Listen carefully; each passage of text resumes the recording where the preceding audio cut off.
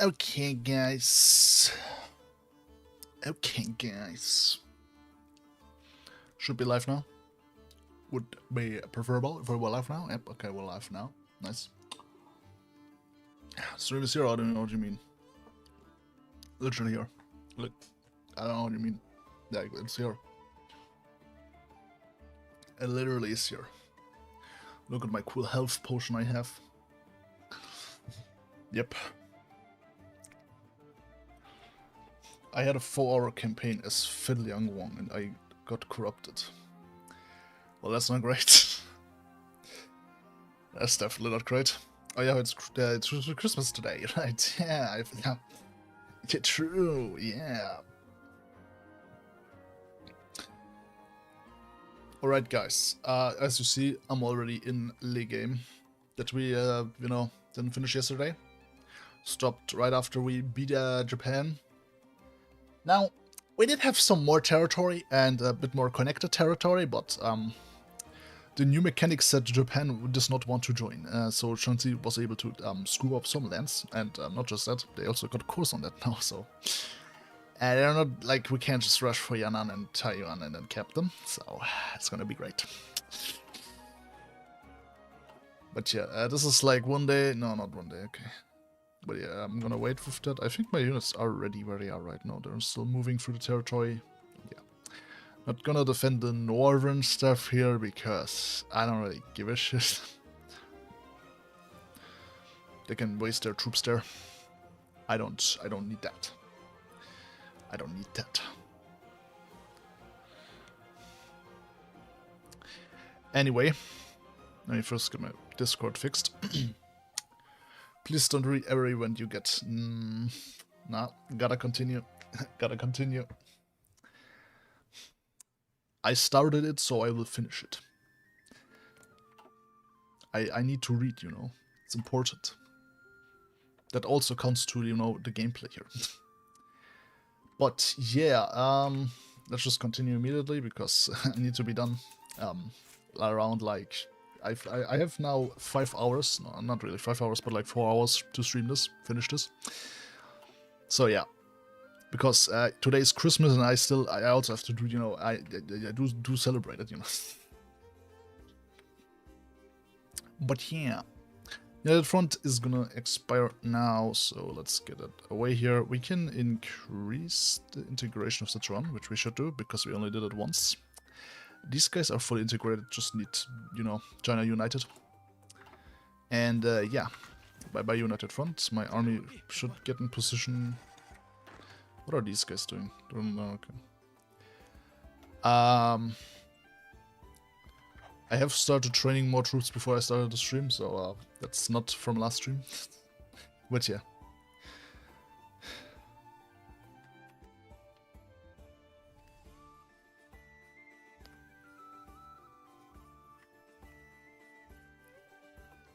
Yes, Merry Christmas. But, do I need anything here right now? Not really.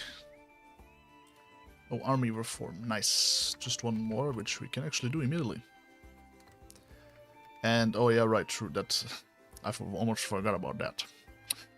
Yeah, just need construction 2, which we should get now, and it's just gonna... Yeah, okay, that's gonna be fine. Maybe I increased the days a bit too much than I actually needed to, but... It won't matter. It won't matter. By the way, about me not... Please don't read event stuff. Be happy I don't read the focus descriptions. Because I could have done that too. Can I ask that you're kind of locked out of a lot of these focuses down here just because you don't control Nanjing? But yeah, okay, so actually you need Nanjing and Beijing for that. Which, fair, I guess. Even if we had, but yeah. What do I get anything here now? Yeah, let's just do this.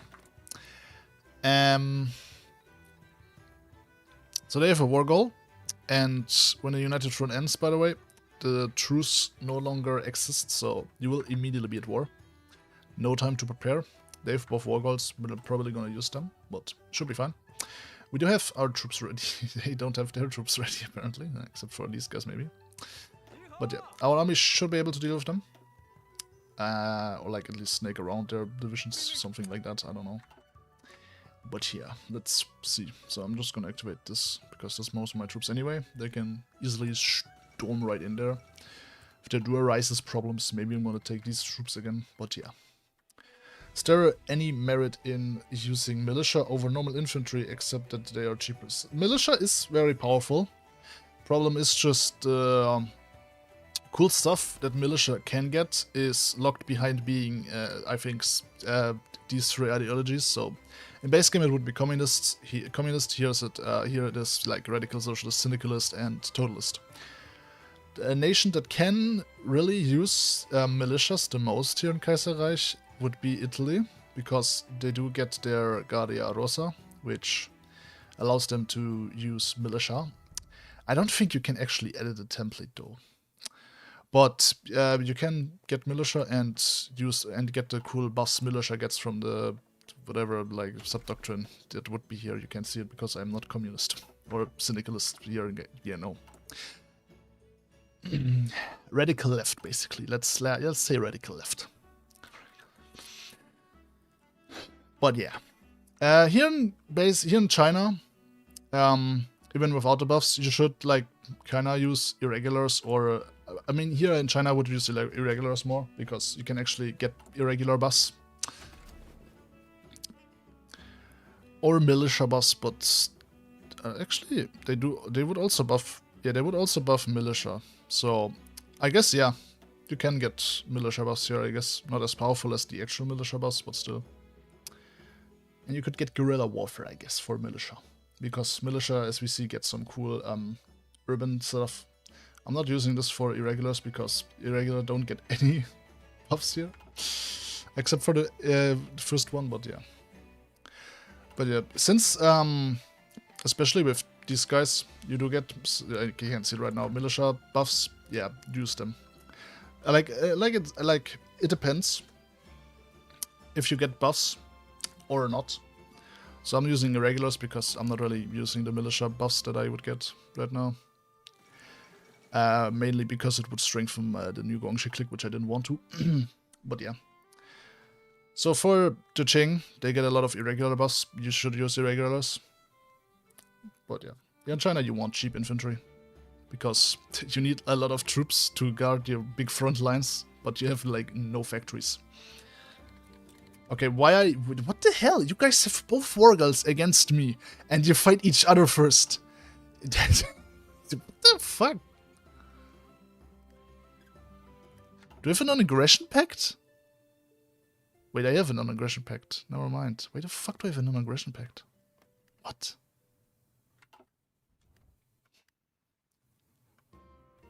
No wonder they don't declare war. Guys, fast, I need to abuse the Weltkrieg. Guys, I need to abuse the Weltkrieg. That's some Navy stuff. I'm gonna spare you, it's okay. But the political events I will read. Purge the Navy of dissidents. Sure.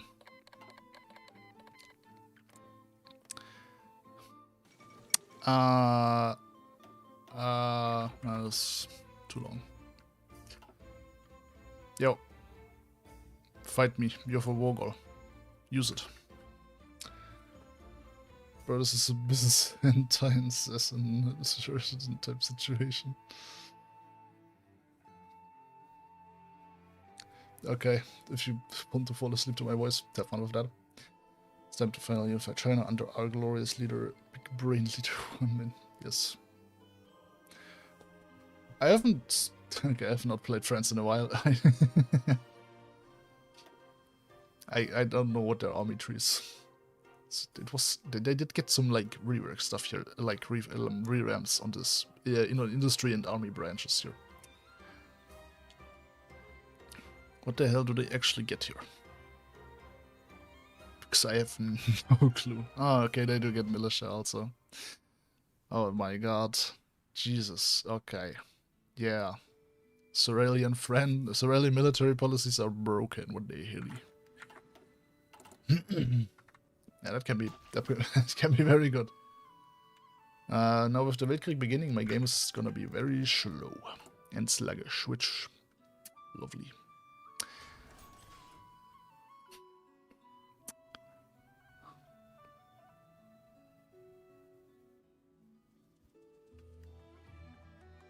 Oh my god, the stupid integration just removed my front line. Ah, they did it. Nice. Screw the front line.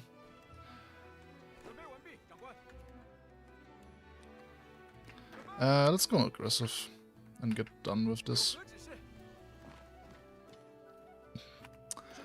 Okay, that was not gonna help.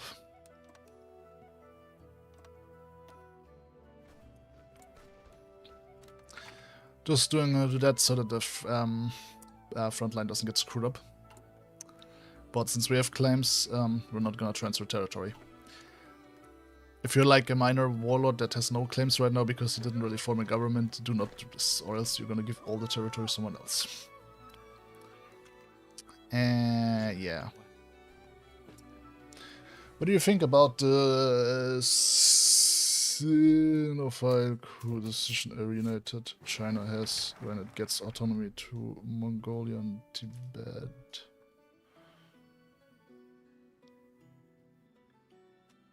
I don't know. It just makes them your ideology. It doesn't do much.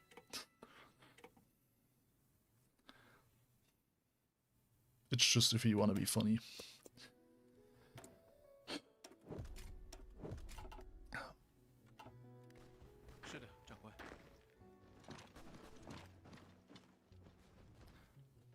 We can finally say goodbye to false wandering Right Kuomintang. Yes. The only downside is we're gonna get Sun Fu in our camp. See. Oh fuck, me doing the front line again removed them from that. Whoopsie. My bad. Whoopsie. Whoopsie. Whoops. My bad. Whoops. Whoops. Whoops. Oops. Alright, my fault. That shouldn't matter too much.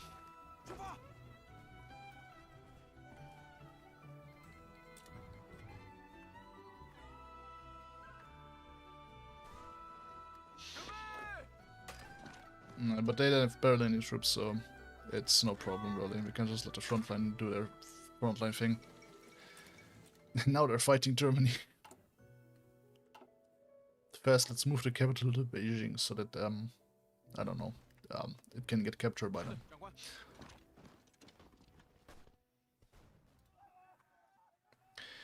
I think they don't have courses, so we just need Hangzhou, and then they probably will cap. Since we already captured all the major cities. Yeah, this guy's gonna be a bit more painful because they have course on all the land they have now. Not my fault, I blame this on Japan. Not intervening. No, this one I will read.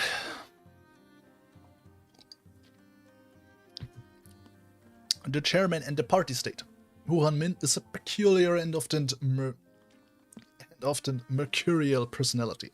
Though if there is one thing consistent about him, it's that he is a strict adherent to Dr. Sun's plans for Reconstruction.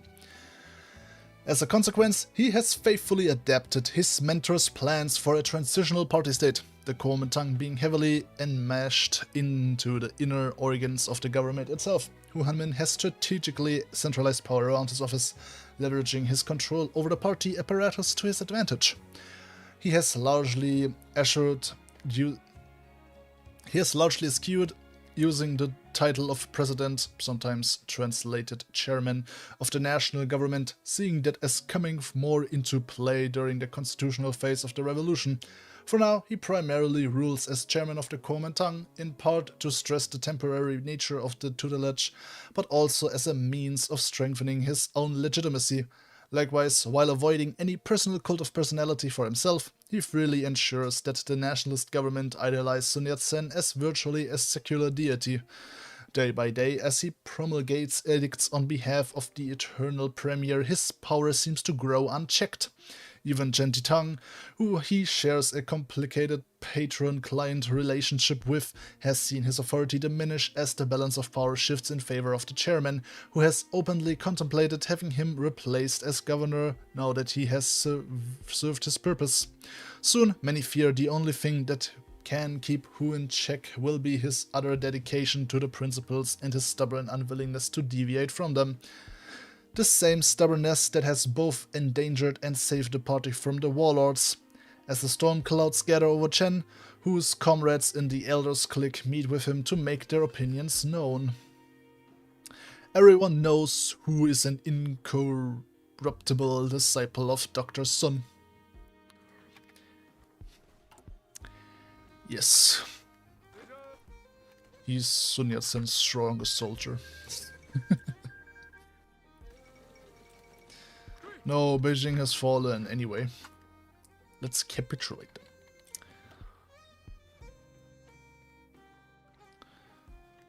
Let's capture Jinhua. This time we're not gonna lose in Jinhua.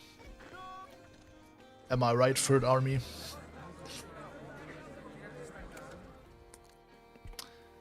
Yep, you can take everything, and then it's just loser Shanxi. So we have like quadruple their divisions, like maybe even sextuple. I don't know if it's a word.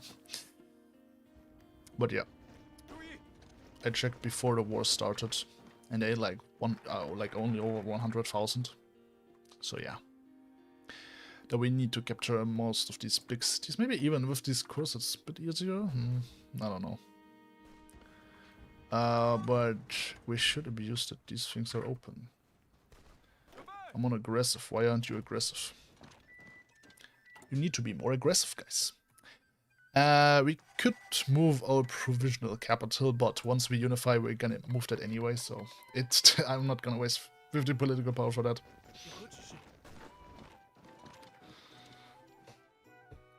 Yeah, this blue color is great. Honestly, I like it way more.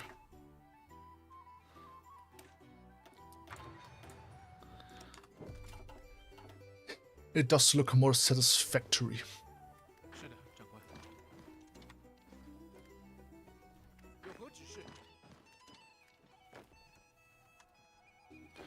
Okay, now just rush for Taiyuan, and then it's probably gonna be it for them.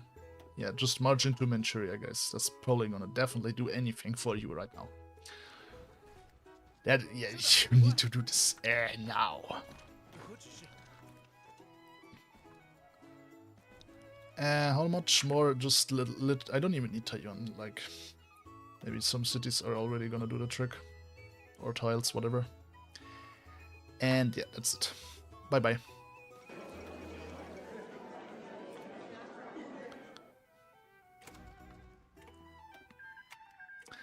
Well, guys, that's enough for us now to unify China.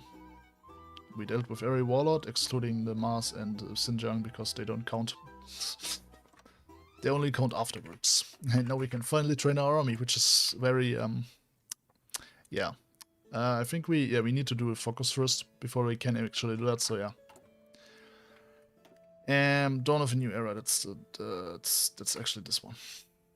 Actually, we don't only need this. Right? Yeah. Though, okay, yeah, this is then unified. But I do need these other focuses, because, I mean, this is a research slot, man. I need that. I do need that. I do need that. I'm gonna replace this guy. I didn't even select him. I just got him from a focus. So, what would buff here? The Yuren or Tsolu? So, which of these guys is more cooler? I think this guy's more cooler.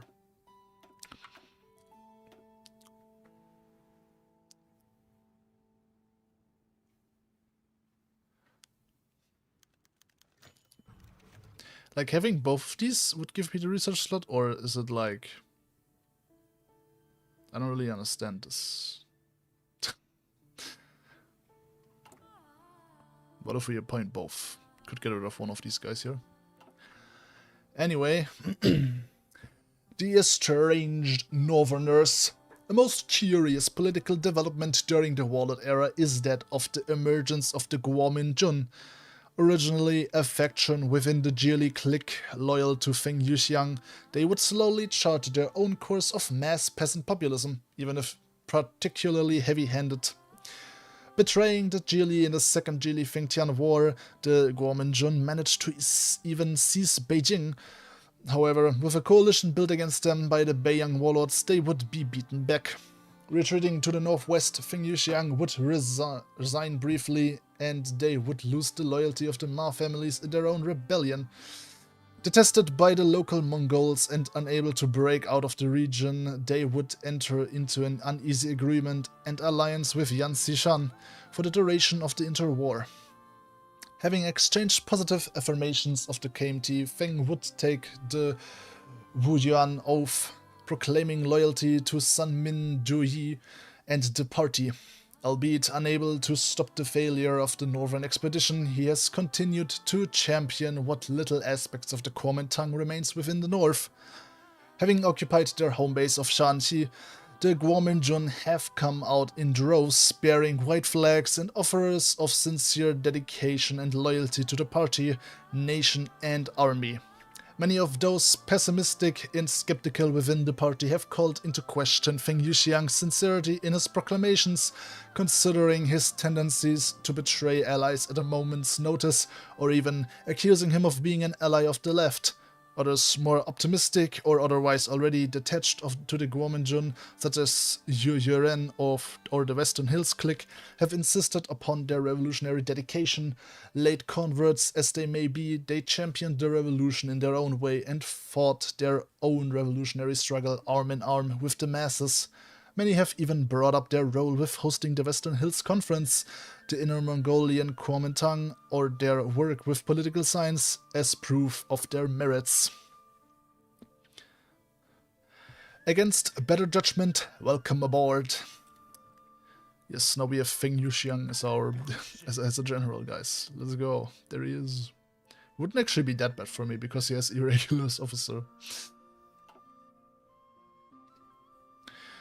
I have an extremely important question for the Chinaman. Can either of the reworked warlords go national populist? I mean, if you open the game, go into path guides, yeah, you can see what you can get.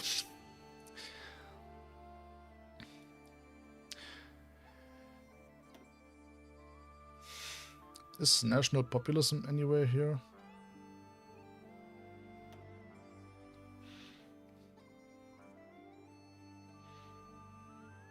I actually don't see any national populism. Maybe with the Yunnan clique.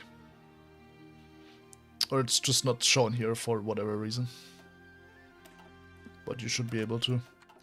Alright, let's finally do the dawn of a new era.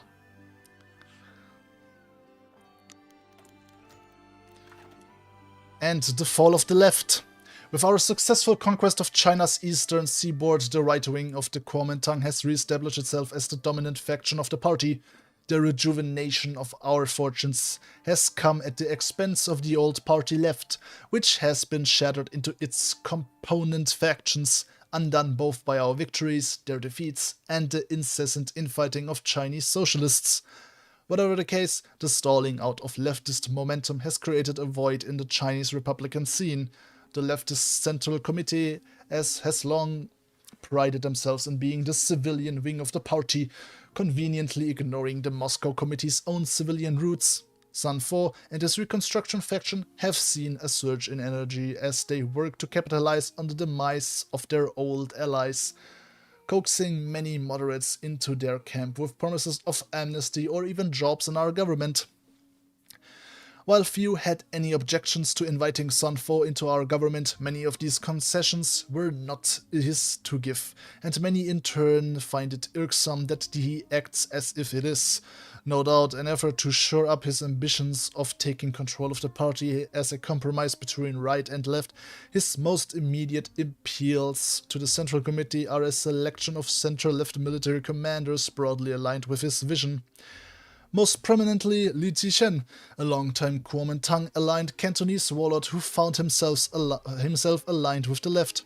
He and others slated for a pardon by Sun's lobbying are many former leaders of the old Guangdong-based 4th Army of the National Revolutionary Army, strengthening their candidacy in the perennial southern-based movement. Let's welcome them back. Okay, we're going overboard a bit. Uh-oh. We can do some industrial. Look at all these decisions appearing now after we got all this stuff here, man.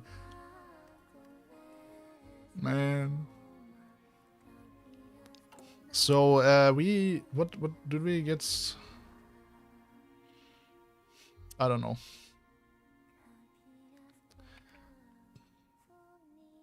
I will recruit Zualu now. Or will I now? I'm gonna wait actually until I'm more compliant stuff. Some integrating stuff. We're gonna get through all these factions now, guys. The reorganized comrades disintegrates. The rivalry between Hu Hanmin and Wang Jingwei is difficult to understate, with their burning hatred of one another a significant factor in the emergency of Chiang Kai-shek, and the army center to nearly eclipse them both in the pre-1926 Power Games. Hu's condemnation of Wang and his international backers has been unequivocal, writing while in exile that the Union of Britain is a proletarian dictatorship in name, but in reality it is a dictatorship in the Labour Party. It is a dictatorship of the Labour Party in name, but in reality a dictatorship of Mann and his faction. Or man.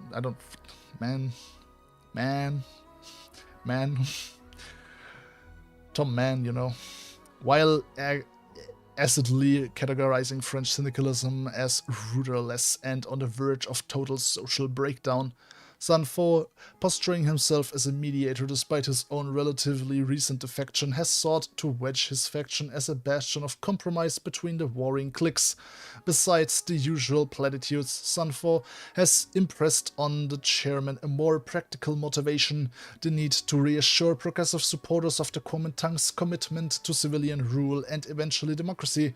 While few moderates are upset that the socialists were unsuccessful in their quixotic quest to bring violent class struggle to China, many are worried about the encroachment of military men in our party's ranks and would like to see a compromise. Wang Jingwei, for his part, has been quick to pivot after his defeat, a testament to his flexibility and will to survive as a politician.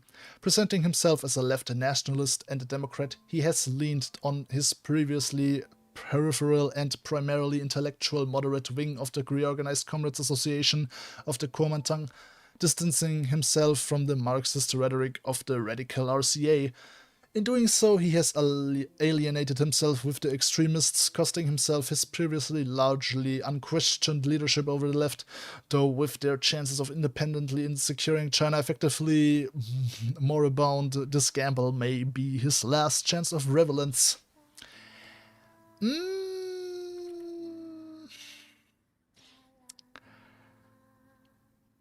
Why did Sonfo ever refuse our offer in favor of theirs? We will not accept him back. Bye-bye. My movement is my zeal is already too radical. I can't radicalize it even more, man. Or like, yeah. My zeal. And the PAC is also here now. Hey man, I got a question. As a German, what do you think about... What the fuck?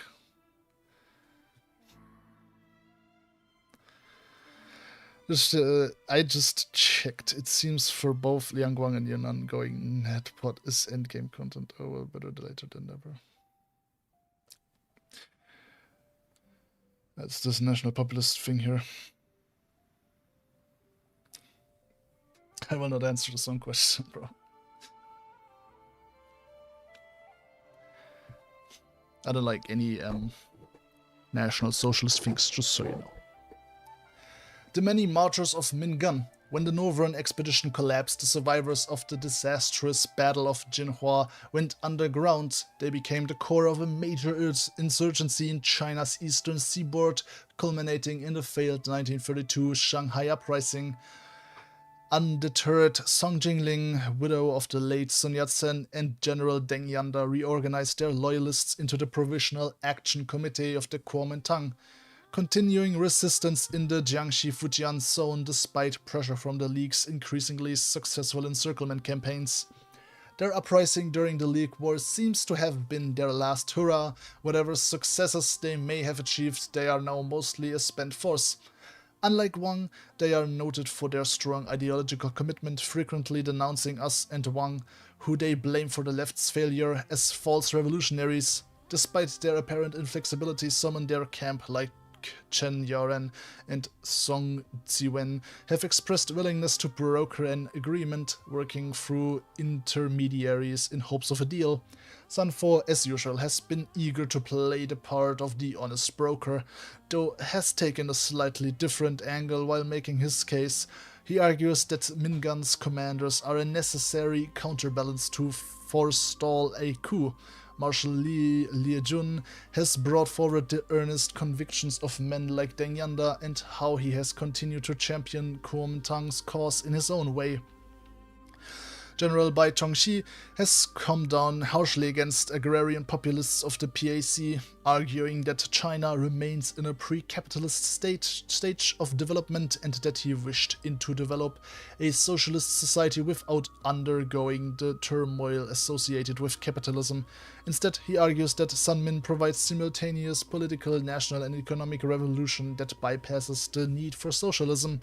China's battle, then, is one of national, not class struggle, and while imperialism must be stopped through force, peace is the only way to overcome poverty. They didn't fight so good.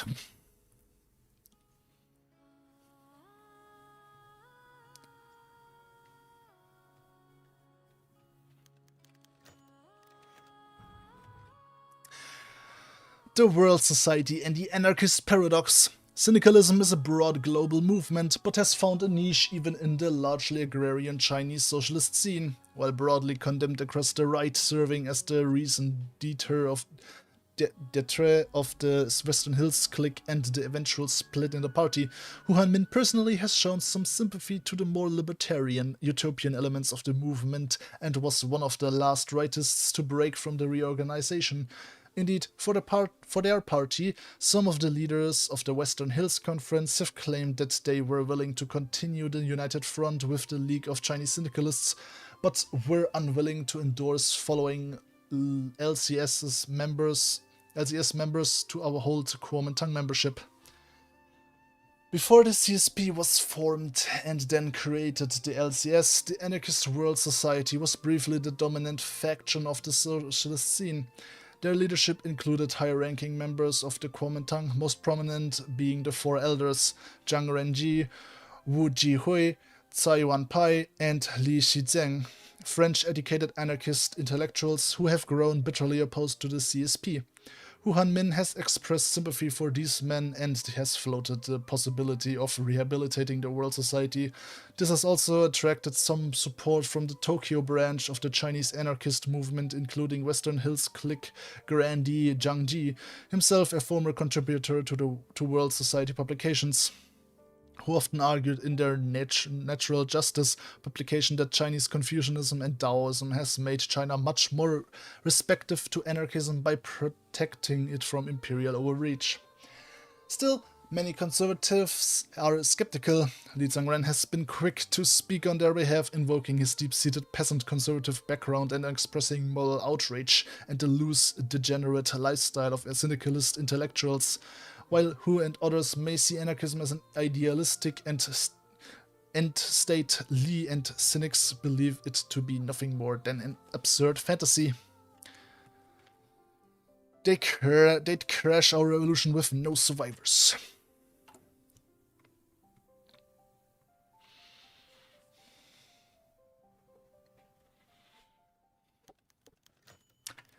The Untamable Revolution. For all their faults, the Kuomintang's left has never been bereft of fanatical men willing to sacrifice everything for the national cause, something that has attracted pity, disgust, and sometimes even fascination from the right.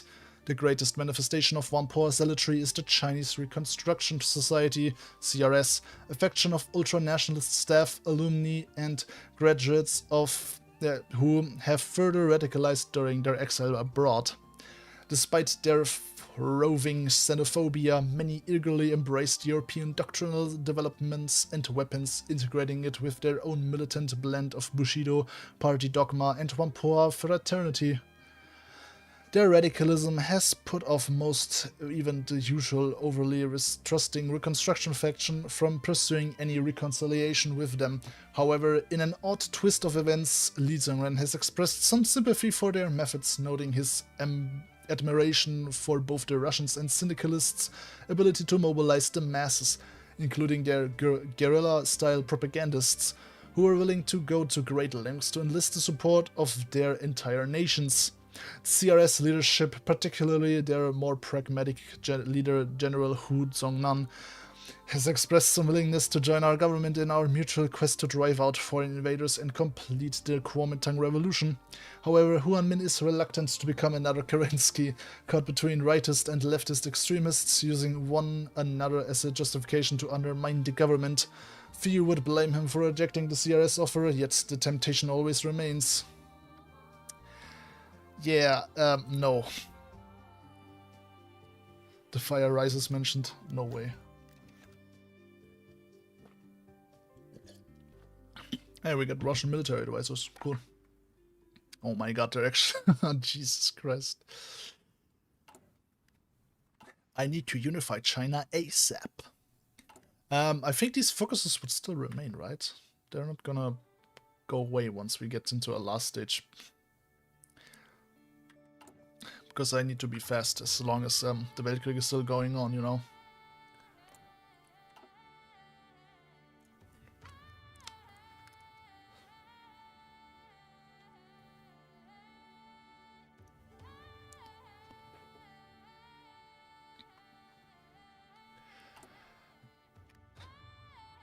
I read the events because they're, you know, they're part of the playthrough, kinda. Or like, not kinda, they're a part of the playthrough. You can play it without reading the events, okay, it's fine. I wanna also know some of the lore things here and stuff like that for when I eventually do a video on the Right Kuomintang. And already getting through all of these is gonna be helpful. That's sometimes why recording some Kaiserreich videos takes a while, because I read through the events, but like not in the recording. I'm gonna spare you that in an actual video. But yeah, I'm gonna build some dockyards, or why not? I already have enough mills and stuff like that from all the warlords building them. Oh, didn't even see that. Are economic spheres now like shown here? That's cool. Alright, we can now declare reunification of China. Dawn of the White Sun. Finally, after a series of trials and tribulations, our nation has been unified under the watchful auspices of the Kuomintang. Yet with all of the jubilations comes great sorrow at the comrades we've lost, the lives that were lost, destruction of homes, families, cities. Rising above the petty warlords, vile imperialists, and a myriad of other factions challenging our rightful bid for leadership of the nation. The revolution started by Dr. Sun Yat-sen all those years ago will be finished by those most fluent in his teachings. However, despite this great success, many within the party are exceedingly anxious, for internal machinations and political maneuvering still occur behind the scenes. The factionalism and cracks only begin to worsen as the lack of an external foe to unite against leaves the party directionless and keen to turn on itself. However, they cannot stop now, for the wise stewardship of Hu Hanmin has seen them this far, and assuredly the stages of the national revolution has laid out by Dr. Sun will be followed swiftly and resolutely, for the populace desire the revolutionary mission to finally conclude. Whatever it may be, the next few months will be defining will be the defining crescendo of the national revolution to define its future and the future of the very nation. With the party state working towards stabilization and reconstruction, all eyes are on Hu Hanmin, for the decisions made will reverberate for generations to come. Onwards. Saving this country through art. It is true that the party's propaganda outlets are largely led by revolutionary ideologues, party apparatchiks, or otherwise intelligence agency officers. However, one of the most strikingly curious cases of intellectual and artist participation in revolutionary Kuomintang propaganda has to be that of Liang Dingming. Born in Shanghai in 1898, he would enter the Nanyang School of Surveying and Mapping in 1915, learning perspective techniques through courses and the study of painting at the Shanghai Academy of Fine Arts. Selling portraits in Xiamen, he would win second place at a local company calendar poster competition and thereafter enter the advertising department of the Shanghai Anglo-American Tobacco Company. With his eldest brother Liang Dijong traveling to France to study art courses, he would send picture albums back to China, allowing his three younger brothers, Dingming included, to study and learn from them. Resigning from his job in 1925, Liang would travel to Guangdong to start his revolutionary career, becoming editor-in-chief of the Revolutionary Pictorial in 1926. That same year, he opened the Suishi Township Art Studio in Dashitao, completed the blood-stained painting of Shaiji, and began to document the struggle of the revolutionary soldier through large-scale war paintings. From 1926 onwards, he served as the Lieutenant Colonel Arts Section Chief of the Political Department of the General HQ of the NRA and of the 8th Route Army alongside the General Political Warfare Department. Traveling to Russia, Belgium, Germany, and Austria on orders of the Central Executive Committee in Moscow, Liang would study art and return in 1930 to set up a memorial hall for the NRA in Guizhou alongside a historical painting studio. In 1934, he became a political instructor of the Guizhou Political Training Department, and in 1937 became a dean of the Academy of Fine Arts. With the unification of the nation under the Right Kuomintang banner, many of Liang's works have achieved a new spotlight, noting their role in boosting morale of the common people and soldier, a modern maestro.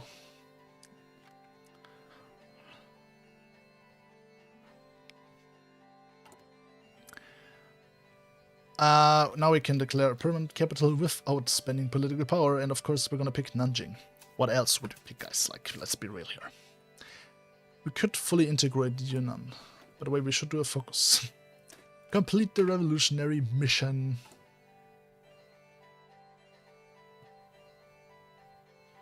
Which level is Sichuan now? Is it also integrated governorate? Yeah, okay. No, guys. The cursed insufficient energy has hit us.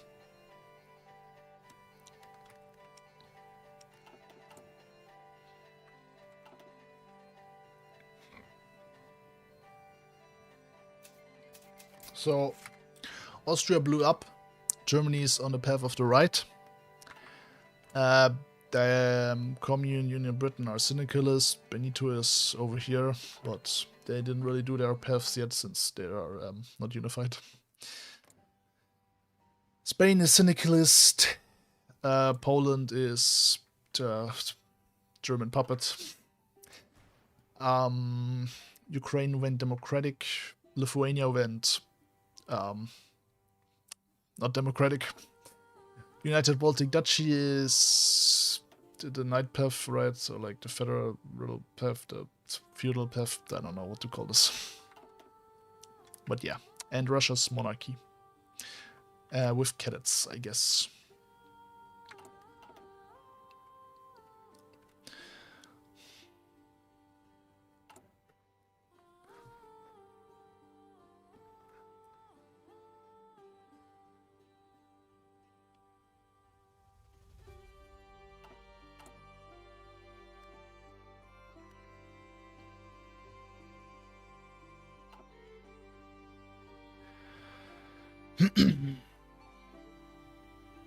So before I go down political stuff with the new focuses, I will maybe, if I can, try and get Mongolia and stuff. Mongolia, Tibet, Xinjiang, and Ma, as long as, there's still wars. But now we can both fully integrate Sichuan and Yunnan. So let's do that. Capturing the national revolution. Imperative but often unappreciated is the integral art of capturing history as it happens. An art in itself, the Chinese nation is rife with dynamic photographers, witty journalists and endeavoring artists, all of whom work collectively to encapsulate the terrifically tumultuous period of the Warlord era. And the party itself is no exception to this rule. Lieutenant member of Sun Fo's Young Guard Reconstruction faction, illustrious diplomat, close friend of Wu Chaoshu, accomplished bureaucrat and more vibrantly a wonderful photographer, Wu Bingchang is one of the more youthful politicians within the party's retinue, having only joined the party at a mere 22 years old. Graduating with a degree in civil engineering from the University of Hong Kong, Fu would develop a keen interest in photography, founding the short-lived Jinshi Society, specializing in scenic photography. Joining Dr. Sun's 1918 constitutional protection government through familial connections, Fu would find renewed purpose and service as Wu Tingfang's secretary. He would develop a close kinship with Wu Chaoshu, Wu Tingfang's son, accompanying Wu Chaoshu on various diplomatic missions as his secretary. Fu would return to China to serve as the representative of the Finance and Foreign Affairs Ministry or to Hong Kong. Transferred to serve as the supervisor of Guangdong customs in 1923, Fu would find himself cataloging the various events of the power struggle as they happened, having recently acquired a new camera by 1924. In a pictorialist style, Fu manages to capture the highlights of the Kuomintang's power struggle and the Northern Expedition, ranging from portraits of Chiang Kai-shek and Hu Hanmin to group photographers of Tan Yan-kai, Sun Fo, Gu Jingfen, Wang Jingwei, and numerous other party elders, whose collection of photographs have gained particular notoriety with the resurgence of the party, as captivated onlookers from around the world look to the past of the often besmirched Kuomintang. What an illustrious passion. Interesting, getting to know some more faces and people, I wonder if there's any unique interactions between Nanjing LKMT and Guangzhou RKMT, especially with Sun Fu.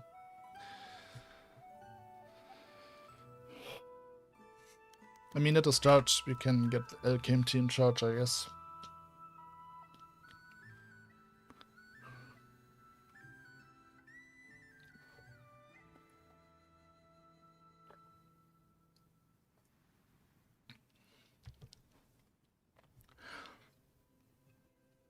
Unscrupulous influences. In the course of the National Revolution, there has always been the ever-present question regarding finances for the government's operations. In the past, the Kuomintang have had a variety of financial backers of varying degrees of commitment. However, in the present imperialist world that has an overwhelmingly unfriendly opinion of our movement, and without posturing ourselves as lapdogs to Paris or London, we are bereft of options to fund our government. Not aided by the recent global economic crisis, an enterprising option that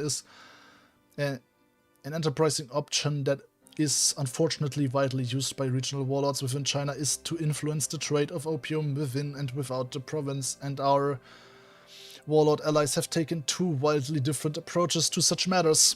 In Guangxi, the new Guangxi clique's provincial government office of opium suppression has, as the name suggests, taken to heavily taxing and suppressing the opium trade in the province, raking in such absurd revenues as to account for 50% of total provincial revenue per annum. However, in an opposing direction to this in Guangdong, Chen Jitang has employed the strategy of influencing and controlling the trade of opium, using a variety of backhanded tactics such as suppressing smuggling, yet keeping the stocks of opium to distribute to the Opium Suppression Bureau when needed. Such actions have perhaps indirectly led to a significant loss of revenue for the new Guangxi clique, as opium commonly flows between provinces, and Li Zhangren has sent a flurry of demands to Hu Hanmin, insisting that Chen Jitang must cease his brazen infringement on the Guangxi economy. On the other hand, besmirching Chen Jitang with such an action could result in a burning of invaluable bridges between to maintain course in the national revolution. Regrettable but necessary. Can't do this, man.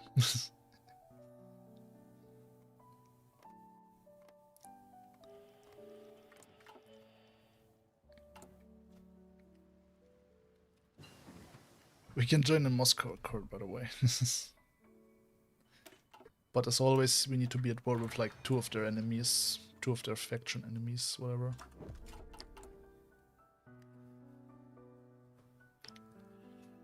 And we need all our lands, I guess.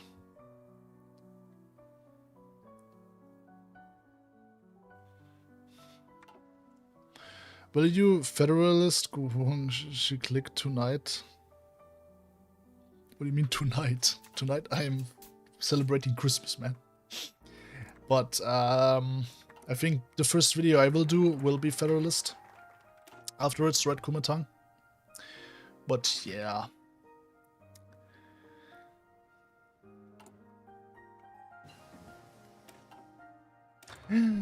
We did it, guys. We completed the Reconstruction. I closed the tab, didn't I? Yay.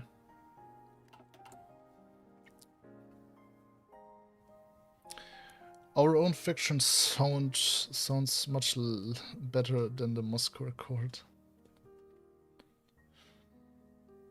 Just want to leave this here and say I love your videos. Hope you have a fantastic rest of your day. Thank you very much. Can the event come to expand my focus tree, please? Before I waste days here. Brother.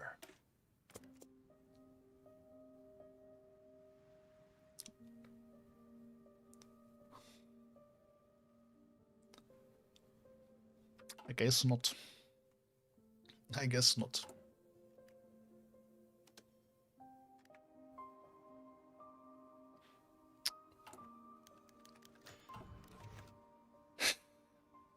The Third National Congress. At last, China has been unified under one banner, the banner of the Kuomintang. It has been a long road, sacrifices were made, families were divided, brave martyrs were lost, but in the end, despite everything, the world could array against the revolution. Dr. Sun's teachings won out, inspired by the people to overcome all those challenges, just like its late revolutionary prophet said they would.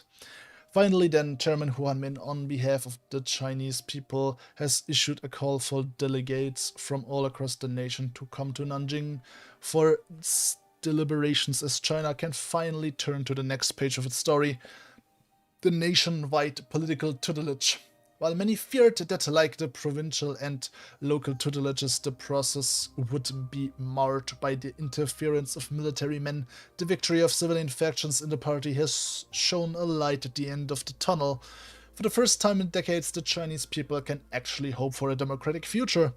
That is not to say that is not to say there is not plenty of well-earned cynicism surrounding the Congress.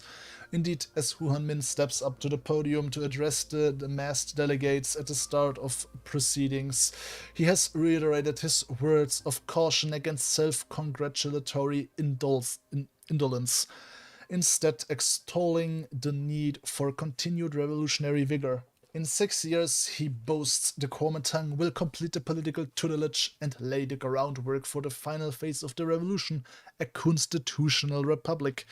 Of course, despite Hu Hanmin's insistence that 6 years is a literal time frame, even showing off his outline for how to achieve democracy within that window, many suspect that such a schedule is overly ambitious. Few think that a full democracy by the end of the decade is plausible, but times are clearly changing and many are growing bolder in their aspirations for the future of China. With Hu at the helm, democracy is not far away. And Sichuan and Yunnan both realign with Zhu Cheng. I say let them do that, no problem in that. I have enough influence, I would say. Enforcer guys should reunite China IRL now.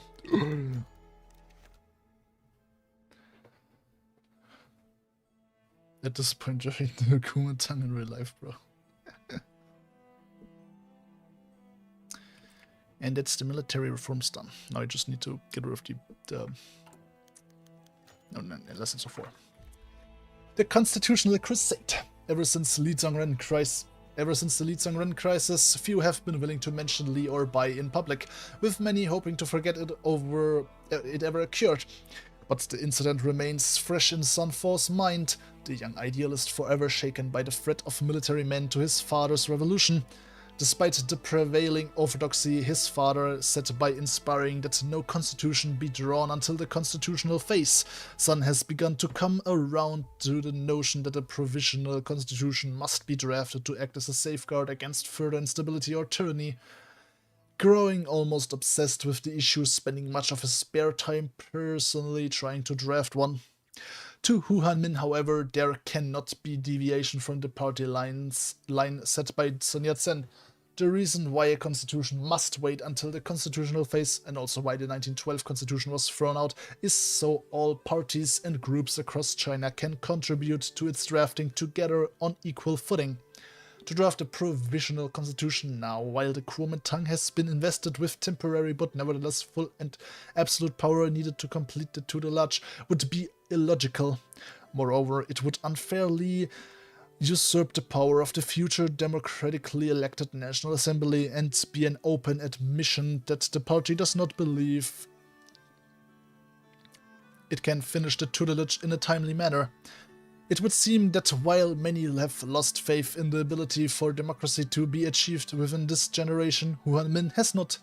More cynical minds, however, point out that when it comes to politics, Hu and the elders control the party, while other factions have sway over the bureaucracy. A provisional constitution that establishes the promised 5 branches early would shift power away from the chairman and the party state towards the newly founded bureaucratic government. This issue has exposed deep ideological dividing lines between the civilian party, and with no compromise in sight, it seems only one worldview will prevail. It is far too early to begin drafting a constitution. Guys, the country literally just went through a Warlord era, getting torn apart and stuff like that. You can't just, like, do elections now. That's just not gonna work.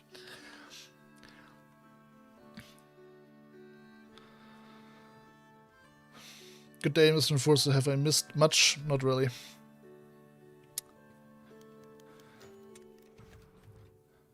Oh, that's Sichuan and Yunnan integrated.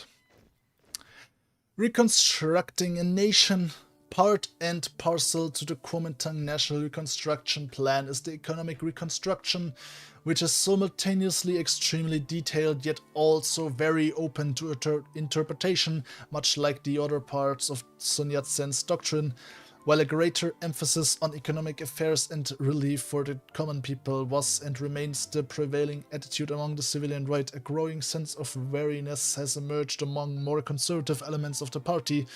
The Western Hills faction has always been wary of the socialistic iconoclastic nature of the post-reorganization party, denouncing the left for their stoking of class warfare and anarchy. The staggering cost of Hu Hanmin's proposed national reconstruction agenda has also drawn many concerned eyes, combined with many nationalists, aggressive, anti-capitalist and xenophobic rhetoric. Many investors, especially foreign ones, are reluctant to give the Republic much needed capital to extend the economy. The alternative so far has been autarky and heavy taxation, which has attracted considerable resentment. Finally breaking their silence, Zhu Zheng, Zhao Lu, and Fu Lin have drafted a resolution calling for the paring back of the scale and scope of the National Reconstruction Commission, hoping to concentrate Kuomintang financial energies towards only large-scale projects domestic investors cannot fund on their own. They have also advised the relaxation of taxation and economic controls, promoting a more market conciliatory approach to the Kuomintang national capitalism program. This moderate, supposedly practical approach has been chastised by Hu Hanmin, who insists that political and national liberation must come hand in hand with economic and social liberation. Accusations have resurfaced from 1911, where men like Song Jiaoren were charged with reducing the three principles down to two, omitting welfare, and Hu Hanmin has sternly berated any notion that the party must hold back from their pursuit of the eventual abolition of capitalism. A full throttle approach is the only way to see true democracy.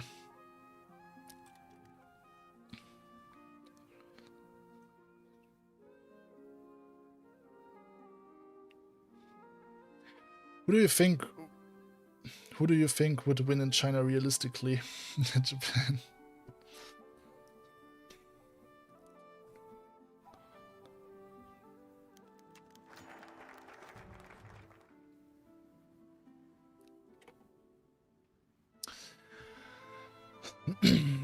The other Republicans. Despite growing dissent over the plausibility of a 6-year tutelage, Hu Hanmin finds himself well within his wheelhouse.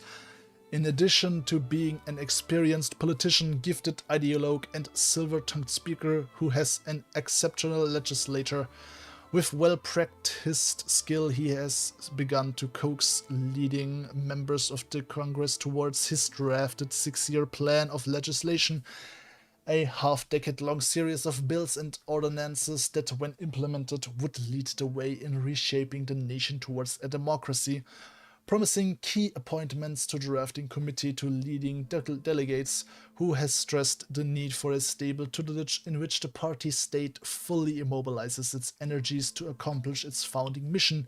The temporary nature of the tutelage, rather than being a source of instability, is in fact a rallying point. Its short nature means that in proper democratic centralist fashion, once the plan is drafted, deliberated, and decided, all citizens will put their petty reservations and differences aside in favor of one shared, immediate goal, thus putting their full energies into seeing the plan through. Having finally found a workable coalition of democratic Kuomintang figures who insist that further compromise is not needed for the remainder of tutelage, other parties and factions could wait until the soon-promised constitutional phase, where free elections in every single one of the thousands of counties in China can decide each group's proper influence. His prospective coalition partners are not so sure. Zhu Cheng and the Western Hills faction have pleaded that the Kuomintang include other parties, pointing out that while the Beiyang Republic has incurably corrupted, it did have a budding center-right democratic movement that should be separated and incorporated for the sake of stability and pluralism. Sanfor similarly has called for the inclusion of trustworthy idealistic parties. The fellow center-left Republican groups based in the South, Left Unset is these inclusions would advance their own shared interests. As one committee, we can finally see tutelage through. And, god damn, the focus tree is not changing. What the hell? But I did this immediately. And let's like fill up my stuff here and then be happy.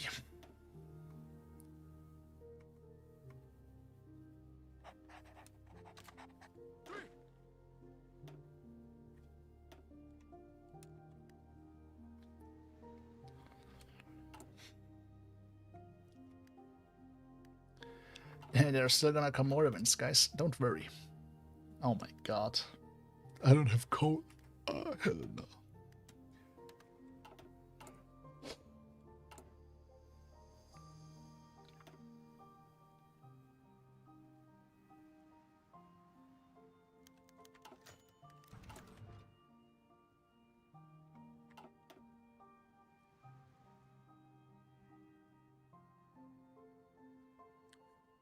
The Democratic Awakening. The Kuomintang's party constitution states that the National Congress must elect its chairman, though in practice the party's next chiefs rarely been in much doubt except though in practice the party's next chiefs rarely been in much doubt except in times of severe distress that is often accompanied by violence. But for the first time in perhaps its entire history, the party seems slated for a competitive, albeit insular, race. In addition to Hu Hanmin, the incumbent, both Zhu Zheng and of the Western Hills faction and Sun Fo of the Reconstruction faction have announced their candidacies, seeking to steer the party through the remainder of the political tutelage. Hu showed little signs of unease as he announced the candidates, still feeling assured of his inevitable victory in elections. After all, it was he that kept the party through its ignominious exile, kept the ravenous warlords at bay, fought off foreign threats, and led the party from Guangdong to national unification. To him, this election is the crowning moment of his career, a confirmation from representatives from across the entire nation that the people trust him to lead them across the final bridge to constitutionalism. Despite his confidence, his opponents are hardly unknown upstarts either. Zhu Zheng is a faithful party stalwart, a revolutionary leader in Shandong during the 1911 revolution and selected by Dr. Sun to be his interior minister in 1921. An effective jurist and founding member of the Western Hills Conference, his moderate conservative agenda has attracted considerable following from much of the party old guard, northern delegates, and the bureaucracy. Sun Fo likewise has become a household name as a gifted lawmaker with an almost encyclopedic expertise of his father's work. His progressive agenda has sought a middle position between Hu and Zhu. His support base among the party young guard, southerners and intellectuals cannot easily be discounted. After each candidate finished using their allotted time to make their case for leadership, voting recommended, Hu Hanmin secures another term. So much about Russia winning. Still no focus tree. Like I said, guys, I'm going with Hu Hanmin. A new mandate for the old chairman. Quickly but meticulously, the votes were counted. Hu Hanmin, as expected, has emerged the winner by a slim but still sufficient margin. A short round of celebration emerged spontaneously as the party commemorated its first peaceful, competitive and relatively fair election, a promising sign for what many hope will come ahead. There were some grumbling, of course, especially from those who did not receive sufficient endorsements to make the ballot, but both Zhu Zheng and Sun Fo were quick to shake hands and congratulate the winner to quiet any concerns of another party fracture. Hu Hanmin has taken the stage, congratulating them in turn for an election well run and thanking the party for having faith in him for another term. Waxing poetically, as he usually does, about the philosophical implications of tutelage and his fond memories of Dr. Sun and revolutionaries past, he then turns the discussion to the future. Much work remains ahead, and though Hu's position as the premier party leader is now undisputed, the contradictory demands placed on him has led many to question his true position on the direction of tutelage. A choice looms between Hu's utopian dreams that will require the thorough political, social and economic revolution he has long described and the impossibly speedy rate of progress Hu vows he will complete it in. The party has made its choice today, but what tomorrow holds remains another question. A paradox or a promise? And do we now get another focus tree? Now we get another focus tree. Okay, this is just 8 days in. Nice. Now, before I click anything down here, guys, let's do this.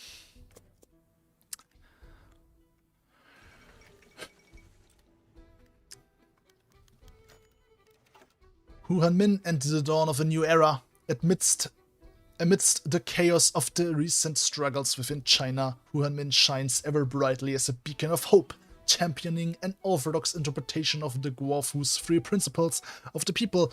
For long he has envisioned overseeing a future for the Chinese people free of the strife brought on by the Warlord era. However, Hu's unwavering commitment to the three principles sets him apart from his less principled peers within the Kuomintang, namely Wang Jingwei and the late Chiang Kai-shek, as he adamantly opposed any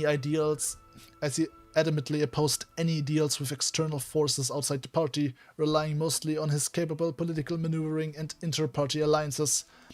Keen on seeing the three principles enacted at every individual stage of the revolution, the premier has reinforced the phases of military rule, with tutelage to follow soon after.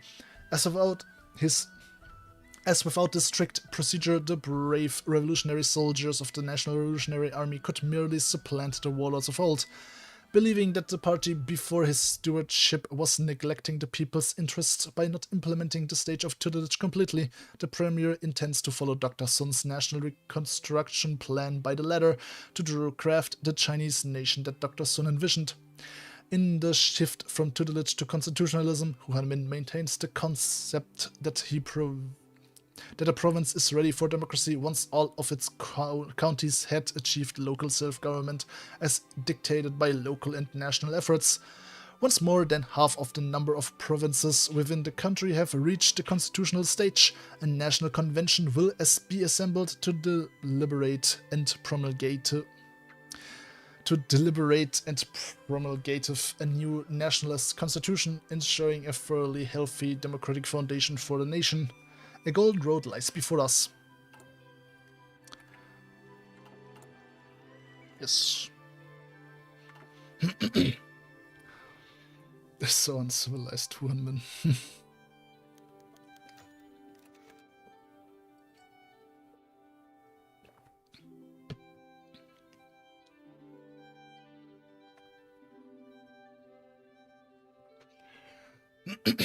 The illusion shatters.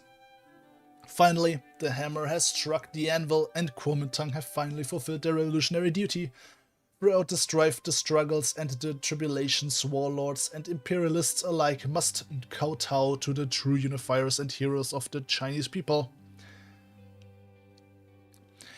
However, whilst on paper they reign supreme, the party-state control of the disparate provinces is but nominal at best, unable to truly assert power and influences whilst anarchy continues in the urban centers and bandits parade the countryside.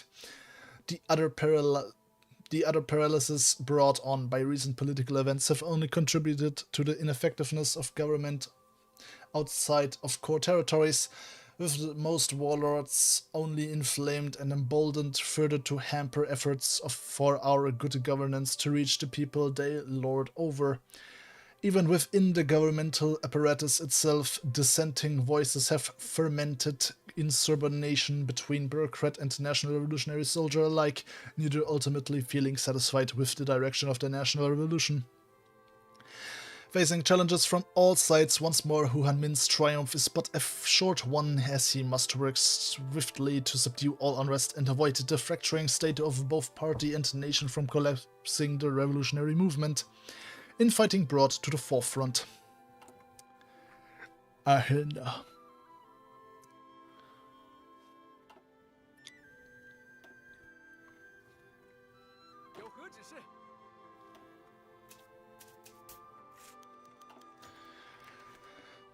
The grand disenchantment. Despite the Kuomintang being first and foremost a revolutionary vanguardist party, the reorganization and strong authoritarian measures employed by the premier, many within the nation continued to hold hopes that the Kuomintang would completely circumvent the period of tutelage and enact a full transition to liberal democracy once the nation was united. This, however, full This, however, would be doing a disservice to both the memory and ideals of the late Dr. Sun Yat-sen, alongside leading to what many within the party would perceive as a corrupt sham mimicking the procedures of the Beiyang Republic. Immensely dissatisfied with the continued maintenance of the authoritarian hand on the nation, the Dang Wai, alongside various liberal Western-educated intellectuals, students, and even scattered members of the Kuomintang itself, namely the more moderate-minded members within the Western Hills clique and Reconstruction faction, have merged together into a cacophony of disillusioned singing, drowning out any attempt from the KMT EDC to aid and soothe the people's suffering. In order to restore order, revitalize the nation, and rebuild trust in the government from the people once more, the premier must demonstrate that the period of tutelage is but a process to ensure a thriving democracy can develop in its aftermath. Our people in flux. Guys, if you look at our pie chart, there's no other party. What's the elections gonna do? A free legislature. In our efforts to maintain cohesion and a resolute following of Dr. Sun's ideals, the recent period of party state has directly led to the consequence that all decisions, large or small, in some way went through the expansive party apparatus, naturally creating a bureaucratic system that objects to change and transformation. With such a current system, a new legislature is a prospect with shaky foundations. Despite this, many internal factions are expecting a diversification of the ideas compromising the legislature. Pioneering the initiative is naturally Sun Fo and his Reconstruction faction, demanding an increase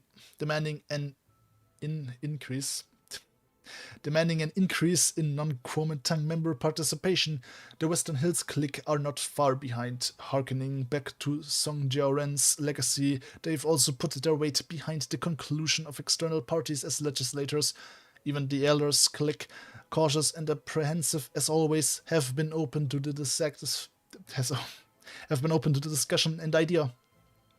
In reality, these positions are not actually elected and instead would be appointed by the Kuomintang party state to ensure increased democratization of the nation. And in practical application, this leaves three options. Firstly, the prospective outside legislators could participate as Dangwai, a cautious but much needed step towards proper political participation. Secondly, they could follow the Western Hills ideas and form their own political parties in parallel to the Kuomintang. Thirdly, the chairman could put his foot down and maintain Kuomintang stewardship of the nation for the time being. Democracy, after all, cannot be rushed. Let's let them partake as Dangwai. Independent and associated Republicans.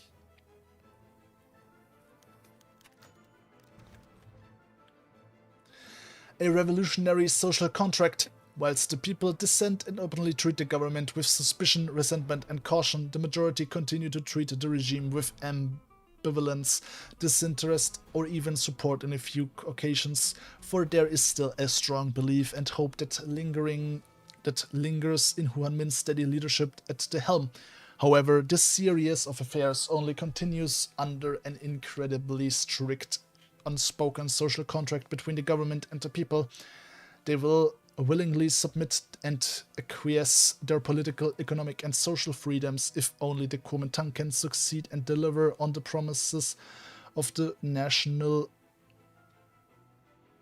revolution, improving their squalid livelihood in some meaningful, clear way. Such a stipulation carries a heavy burden upon the government, for they must heed the people's demands and keep the swift pace with the exceedingly ambitious proposals presented by the National Reconstruction Plan if they want to maintain both the system upon which they have instated and a benevolent outlook from the people. Regardless, the Revolutionary Party must start from rock bottom, for they have inherited the mantle of a broken economic system, fleeing investors and currency, devastated cities and infrastructure, adjoining severe debts that run the risk of further crashing the economy with hyperinflation. a long road ahead of us.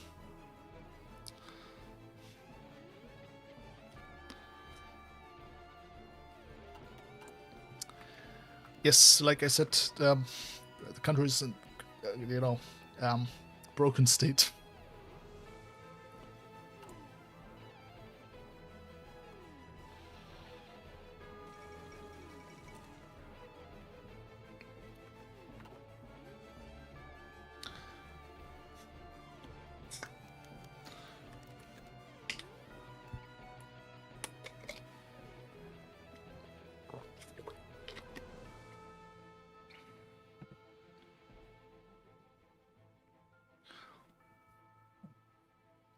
Political democracy and economic planning. Last week, Sun Fu delivered a potent lecture called Political Democracy and Economic Planning, a class of the Central Training course. Speaking to the young cadres, the extensive presence of domestic and foreign press indicates his desire for an even broader audience. Echoing Hu Hanmin's words in a few years ago, Sun warns that the Kuomintang has become too much of a separate caste. Too arrogant to hear even honest criticism from both outsiders and party members. The only way to counter this, Sun claims, is for the party to return to his father's teachings and allow full freedom of speech and discussion. To facilitate the study of Sun Yat-sen's teachings and Chinese culture, he has pointed to the recently established Sun Yat-sen Institute for the Advancement of Culture and Education. While officially funded primarily through private donations, it has received extensive support from the government, allowing it to afford both English language publications like the Tianxia Monthly and domestic magazines like the Nationalistic compilation of current events. While the initiative receives acclaim from across the party, Sun's aggressive lecture, as well as his growing willingness to challenge party leadership, has drawn concern. Indeed, he has all but dared the party to censor the lecture's publication, barely skirting the limits with his criticism and flaunting his Iron Neck status.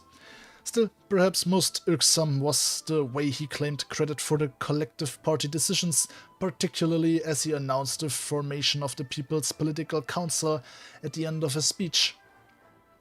Tentatively approached last CC meeting, it was meant to be a small consulting organ to receive input from political independents, the Dangwai, but Sun has sworn to invite a broad collection of intellectuals and even other political parties for the prospects of drafting a future constitution. Despite his growing boldness, not all Chinese Republicans are convinced. Another win back, just blowing smoke. China in case be like, congrats on getting a single province of land. Here are 20 debuffs.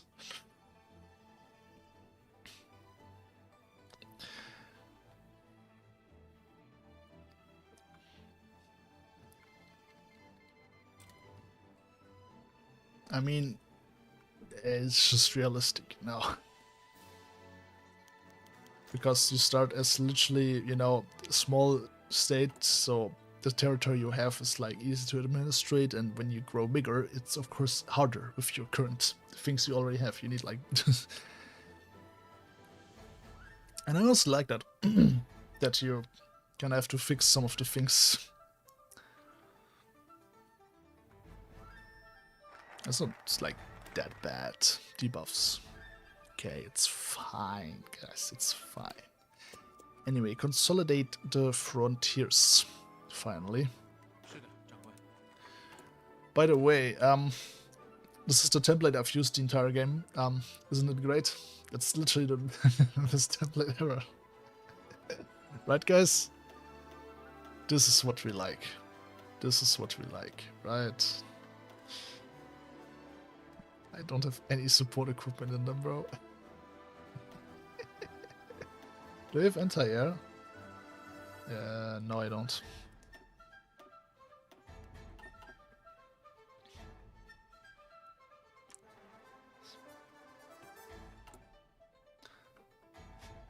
He's just that guy.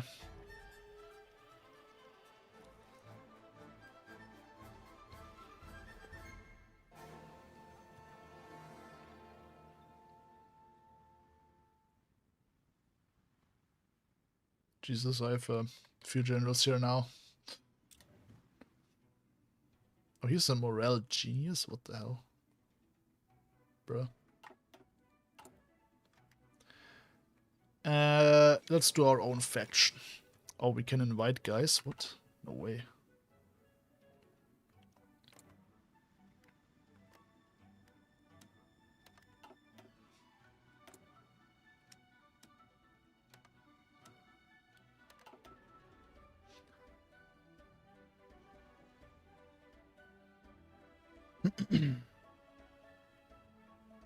It's wild how many of your generals are left Kuomintang, honestly.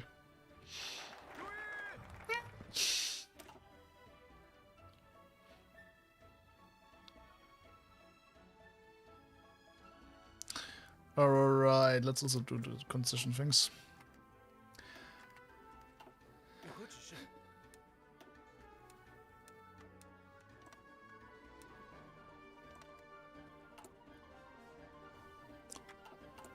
How far is them? Oh my god, what the hell?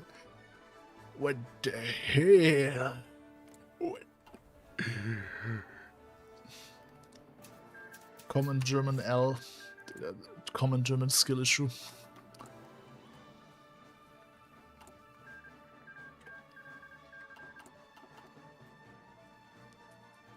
Just how they work.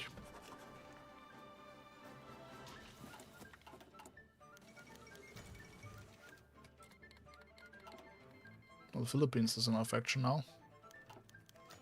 And Thailand said no. Already expected that, seeing them being in the Japan Economic Council thing, or like prosperity thing, and you know, them not being in high relations with us. Maybe we should have improved relations before clicking that. Whatever. I don't know if it would have done much though. But hey, we got Philippines. That's something. Why Germany frowning? Or throwing, I don't know.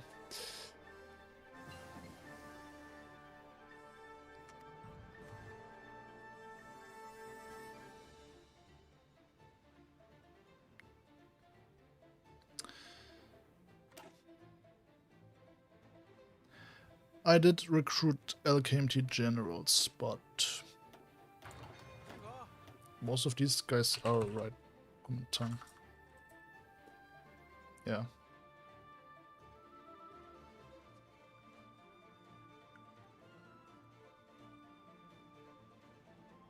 Yeah, I only have one left Kuomintang general equipped down here.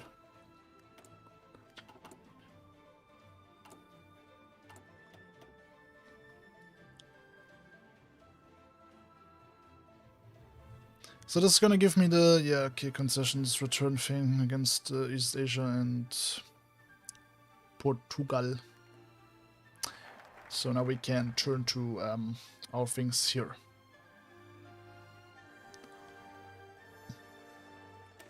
Let's first get rid of this horrible debuff. And yeah, I'm just trying to look. Okay, so you can get a speedy tutelage with you know, popularity in the other factions here. But I think I'm gonna go with the main one.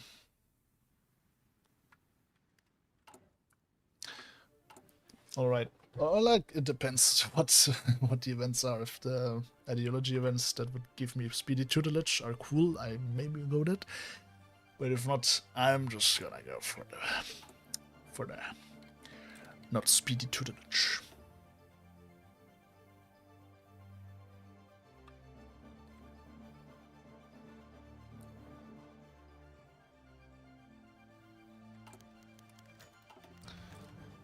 I'll click submit. Great.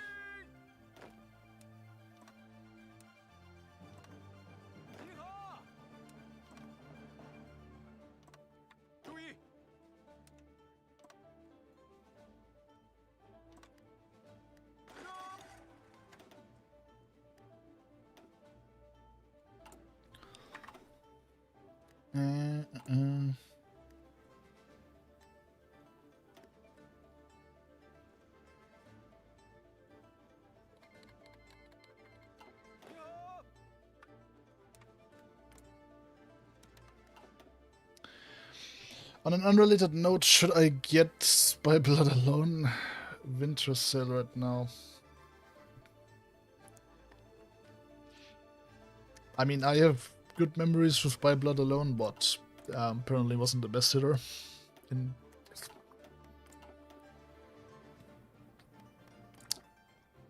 I actually have no idea what By Blood Alone really adds as a mechanic that would make it, you know, more than just a focus tree for 3 nations.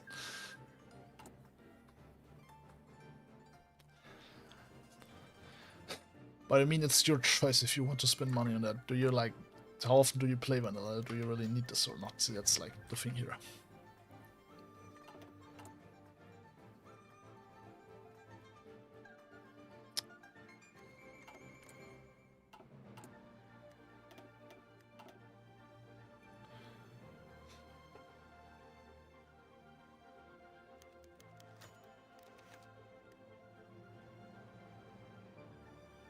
It's just a plain designer, really.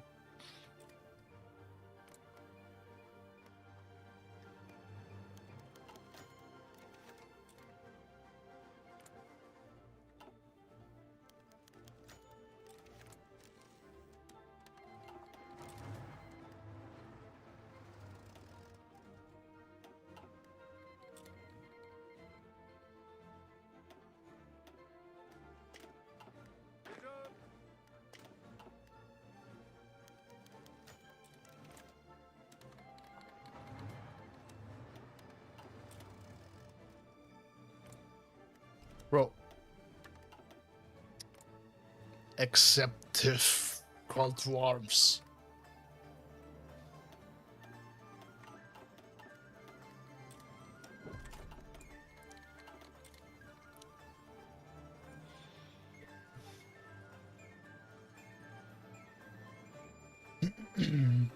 How much does it cost on sale? I don't know. You guys are top on Twitter.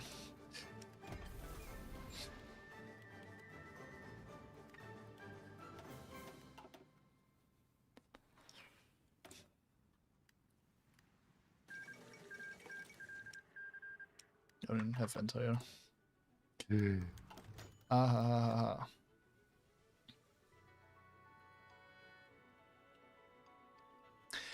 The government in Guangdong. Governor of Guangdong, Zhenjitang, has recently launched a series of enterprises within his home province aimed at training a new generation of low-level functionaries for the party. In reality, Zhenjitang is rather aloof in much such civilian administration matters, and it would appear these initiatives are spearheaded by his close ally Lin Yizhong. The Advanced Political Study course, as it is known, is a new set of subjects and topics that are available in the Guangdong Military Political Academy. Ostensibly loyal to the National Revolution, some within the party fear that their loyalties instead lie with Zhenjitang himself and not the Kuomintang's ideals. Alongside this, the new Guangdong clique have also launched a 3-year administrative plan aimed at creating a model new Guangdong. Whilst fairly uninvolved in actual civil matters, Zhenjitang's underlings still continue to run these schemes under his supervision. His disinterest in such affairs is not any more evident than in the fact that in checking the time scheduling of the Guangdong provincial government, one can see that Zhenjitang is hardly present in any official capacity, except for one occasion in which he was a non-voting observer.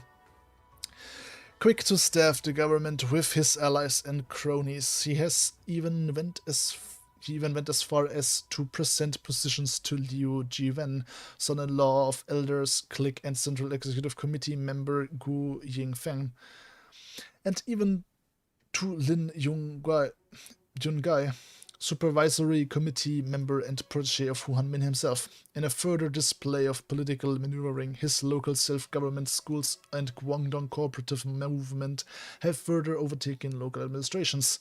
Evidently, some within the party are keen to criticize such blatant extensions of his influence and are already calling for official condemnation for of his actions. However, others fear the repercussions, given Chen Jitang was a key player in the restoration of the committee and his influence as Guangdong governor. One must be wise to turn a blind eye. There's nothing going on, guys. I don't know what you mean.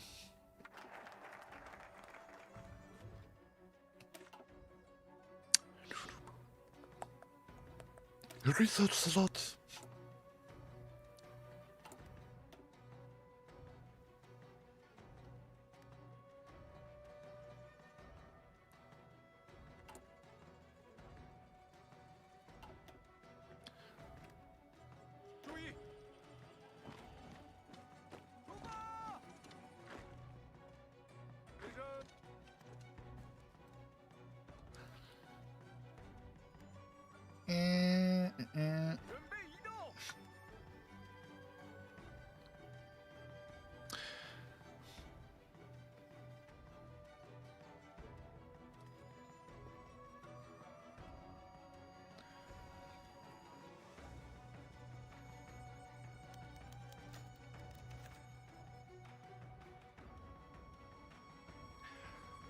And Xinjiang also submits. Great.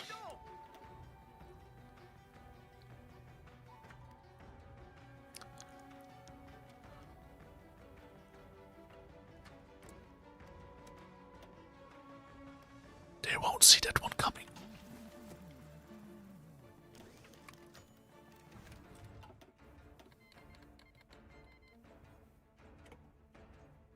Bro, what the hell, bro?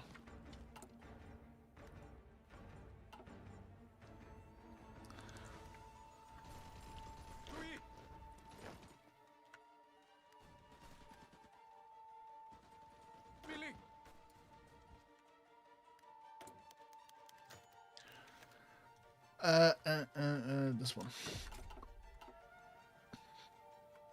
The Shattered Remnant. In the political aftermath of Li Zongren's attempt to siege and overthrow the premier, political and bureaucratic chaos has struck our officials, with many that had connections to Li and his cadres being removed from their positions or arrested, alongside dissident Western Hills clique and Reconstruction faction members, with even leftist figures who openly oppose the government's handling of events being caught in the crossfire. However, certain remaining members within the party fear that the approach taken was particularly heavy-handed, even in light of nearly being ousted, and have suggested to Hu Hanmin that extending an invitation to certain useful rivals from the other cliques, such as New Guangxi and the Leftists, could be more beneficial to the government rather than a detriment. Whilst stubborn and resilient, the Premier would weigh the value of these men's skill sets as being superior to any lingering political differences, although the option always remains to cast away any hopes of bestowing mercy upon men who would have supported the failure of the National Revolution. For the Chinese people need more meddling bureaucrats?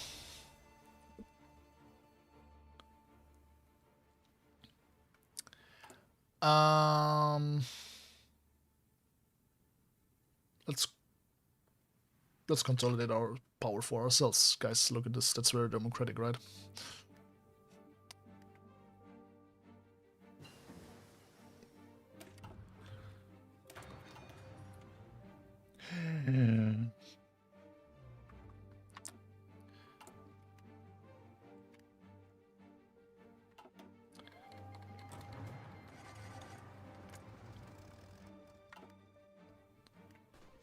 Well, Iran is probably not going to be able to join us because they're losing hard.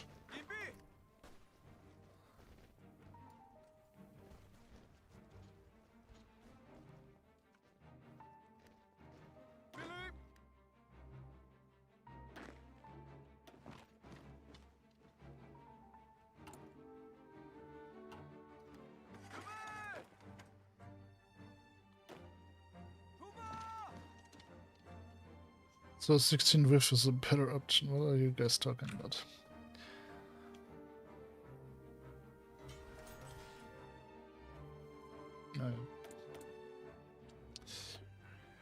I need more coal. I need more coal. Center, I wish coal for this Christmas, please. I need to fuel my economy.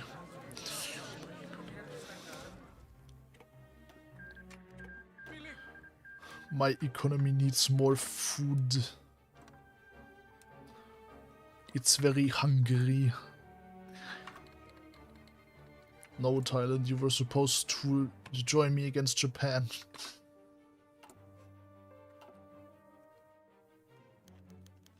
How could you do this?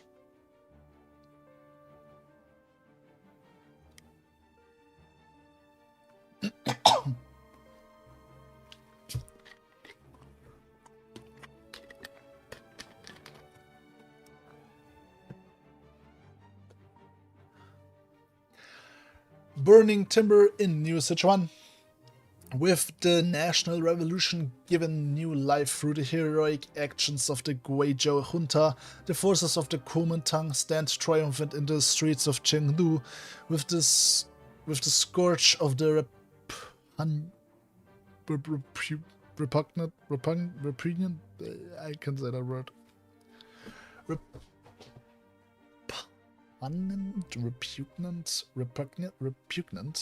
Repugnant? No. What the fuck is that word? Geely Click expelled after a decade of exploitation and usury. Sichuan, along the beating heart of our national revolution, shall finally know peace and prosperity under the guidance of the party towards a greater future. Liu Chao knows better than any other son of Sichuan this blood spilled to secure a free Sichuan. A revolutionary veteran who worked with Chen Qimei, Li Shizheng, and Wang Jingwei during the Xinhai Revolution, Liu Chao has been fighting against Beiyang encroachment since the Second Revolution. Fighting bravely in the National Protection War against Yuan Shikai's monarchical delusions of grandeur alongside Xiang Keiwu. When Liu's old comrade Xiong proved to be a regionalist opportunist with sympathies to the Federalists, Liu took it upon himself to secure Sichuan for Sun Yat-sen and the National Revolution, but unfortunately could not break the Shu reactionaries and fled to Sun. Li returned to Sichuan during the Northern Expedition to attempt to oust Yangtze and bravely stayed even while the parasites of the Wang Jingwei Central Executive Committee fled to France. Committed to resisting Yang for the last decade, Li has stubbornly remained as a bulwark against warlord oppression. With Sichuan now in the hands of the Kuomintang, Liu Chao has emerged from hiding and pledged his services to the party. While very much aligned with the rightist flank of the KMT, Liu's factional sympathies beyond that remain nebulous, though it is rumored that he has been in contact with Li Zongren since the earliest days of the NRA's exile in the Guizhou junta. Sure. The personal acclamation of the Guofu Moose Mountains. New general, new me. Who the hell is that?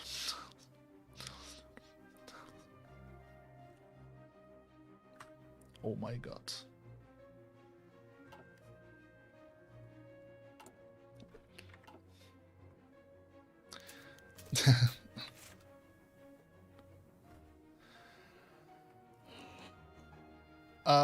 Okay, this is just what we do in the region up there, which I'm not gonna read now. Speaking of, no.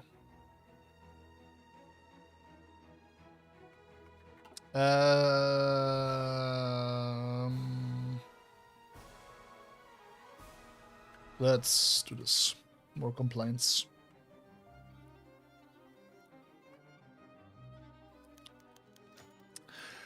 Legacy of the Generalissimo.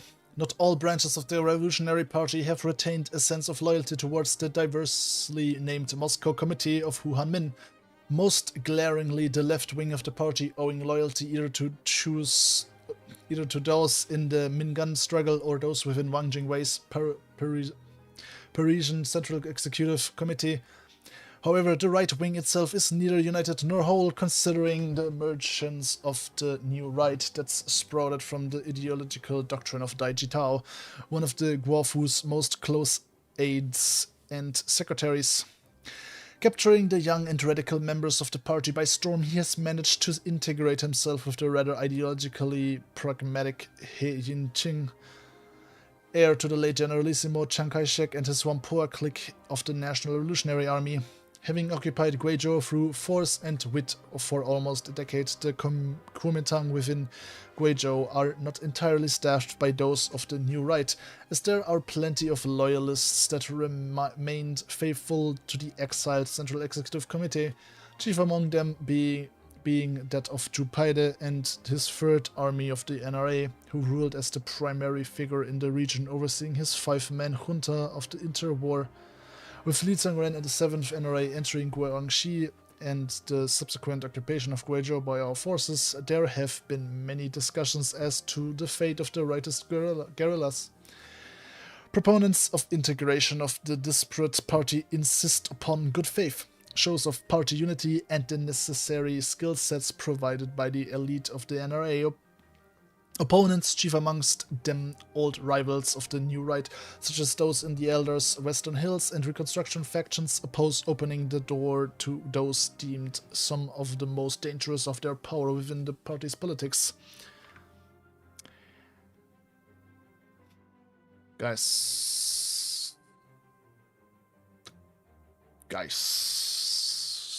what is my revolutionary zeal right now? Well, 3 cheers for party unity. They can join us, even though they're gonna destabilize the shit of our nation right now. Oh no, I war goal. What? Oh no, man. What the hell?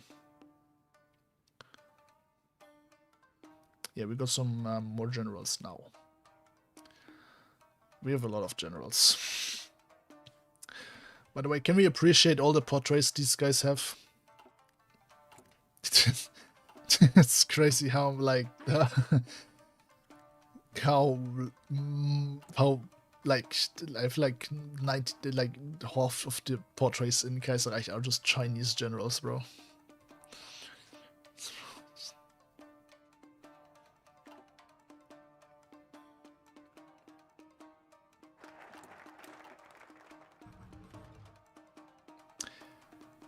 Well,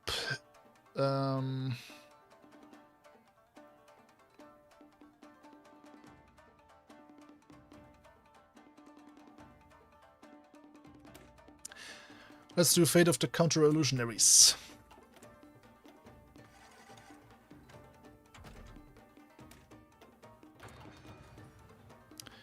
Dude, can you like capitulate, man?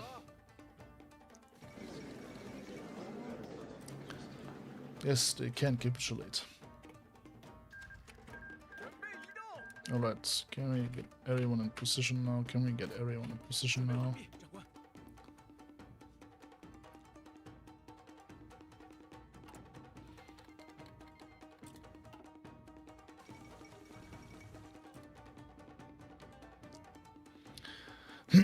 Every general must wear blue uniforms and hat. Oh yeah, and then also most of the generals also being dynamic, so depending on who rules. Alright, we're gonna simulate both.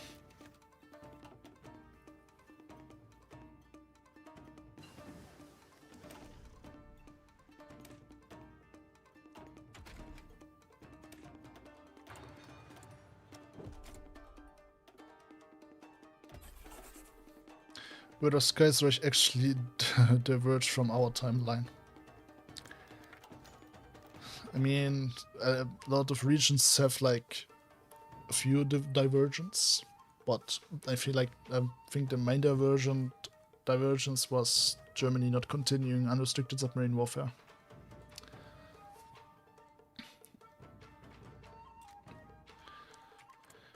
Okay, before Germany dies, let's get Tanner Tuva back.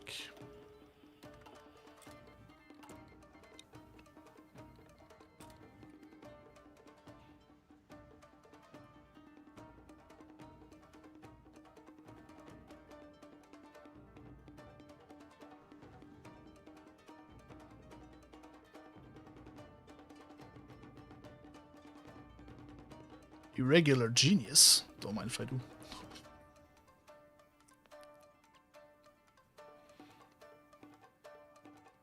And let's get army logistics.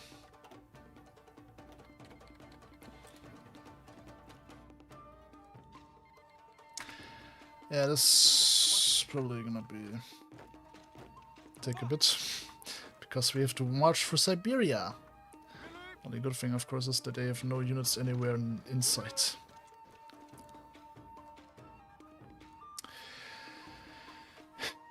That and also the Brits accidentally destroy the Lusitania, so American pressure them to open the blockade by half. Oh yeah, that too. I forgot about that.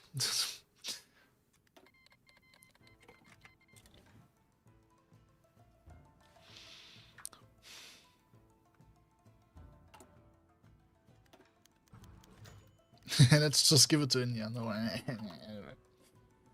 just give it to India. Like, what's the big problem in it, right?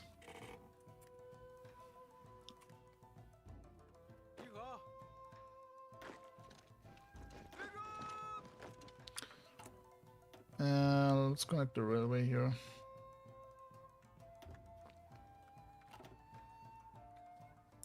Hear me out. The Confédération Générale du Travail was France's major syndicalist force. If it had not been this incident, the French International might have never existed. This is my personal opinion.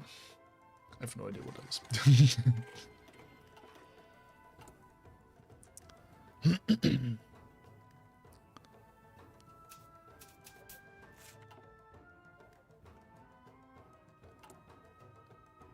I mean, they shouldn't really be able to resist, right? Maybe I shouldn't do this when we are at war, but actually, okay, they pay and Portugal just gives it to me. No Tsingtao for you, Japan. Get the hell out of here.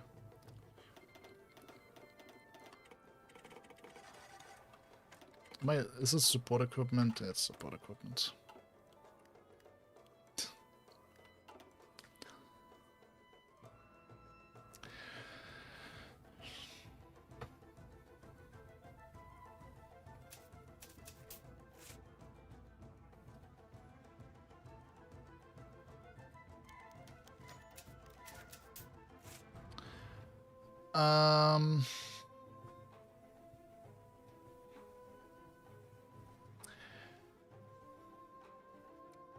Let us only do an outer Tibet autonomous region and only an outer Mongolian autonomous region.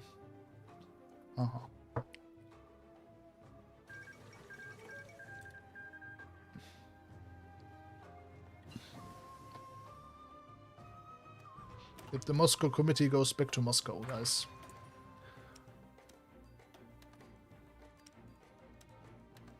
Okay, this is not gonna work.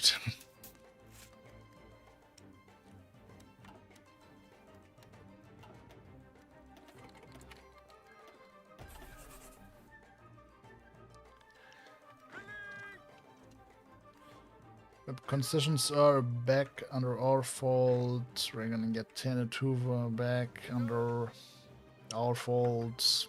Everything's gonna return under our fault. It is just gonna take a bit until we occupy a large portion of the country to get like 2 states or something. Can invite Armenia to the Asian People's International.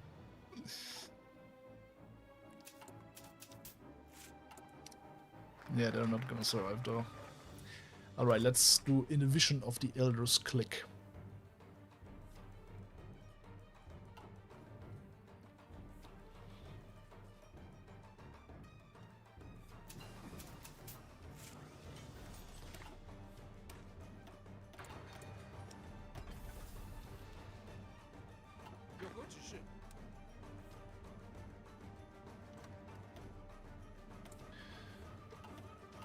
Stop giving me coal. I'm getting so much factories now, man. Cringe.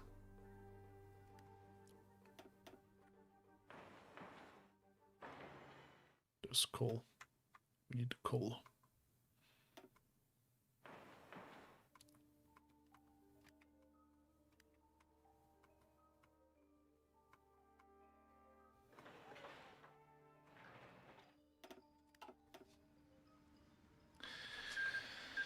China will grow larger. Yes. How about taking Siberia and West Asia too for fun? The biggest puppets. I don't want to go all the way to goddamn Europe to cap them, bro. Especially with Germany losing.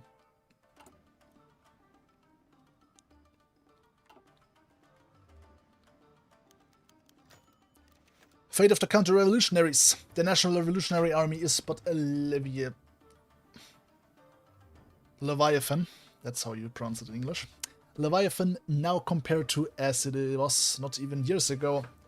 From the boisterous revolutionary heroes descending upon Beijing for the betterment of the nation to scattered bands of fearful insurgents operating guerrilla campaigns in Guizhou and Fujian, with droves of exiles abroad in Paris and Moscow, to reclaiming the mantle of the best the Chinese soldier can offer. The true pride of the nation, the NRA has seen it all and endured even further. Despite the great valor won and strides made, however, there still remains plans for demobilization of certain army groups now that peace has dawned upon the Chinese nation once more. Pressing matters have appeared on Hu Hanmin's desk, however, as following his successful maintenance of influence as the true heir to Dr. Sun, the National Revolutionary Army has fractured due to the removal of key generals aligned with the new Guangxi clique. Truly an expert at managing levers and pulleys, the premier could take the initiative and dangle the prospective carrot from a stick, extending an olive branch to the less committed members aligned with the new Guangxi clique and allowing them to return to their previous positions within the NRA, with even Chen Mingshu's clique resurfacing at the prospect of being able to re-enter service once more. Although the premier can also finally put the foot down, promoting a new generation of subservient officers utterly devoted to the national revolution. First and foremost, doing away with Lieutenant's perfidious cadres once and for all. So I think this is more important if you, didn't get rid of, these guys here. But I still have them around, so I don't think this is really gonna do much for me. So we can just press the bottom option, which will give me more authoritarian democratic support, which we will want, so that we don't get stability malices from these things here.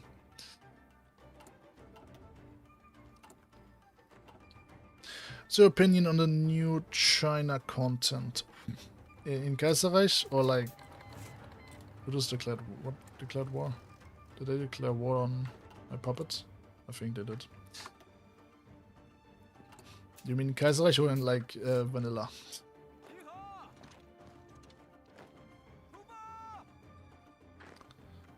Kaiserreich, well, for now I am having a lot of fun with the new content, but I've not played everything yet. I have not played Unite at all. So, still need to actually play a bit more. To really have like, will be like, yes, great. But for now, I'm having a lot of fun, and it's definitely way better than what we had before. Very bare bone what we had before, which was what I didn't really like about it, about the old Right Kuomintang content, and also why you barely saw any Right Kuomintang Kaiserreich videos. I only have one, and I don't even remember that one. But yeah.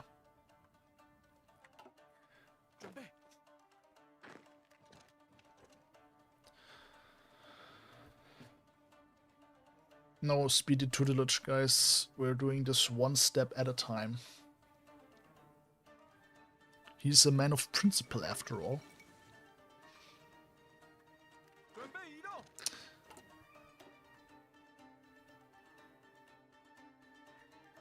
Okay, this railway looks ugly as hell.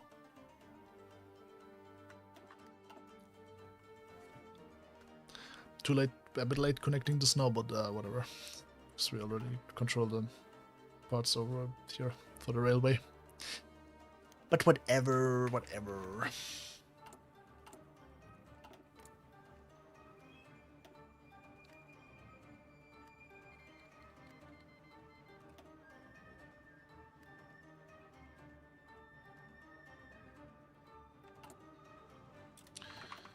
What is my subdirections looking like? Okay, they're finished now here. I've not touched this. It's just very unimportant.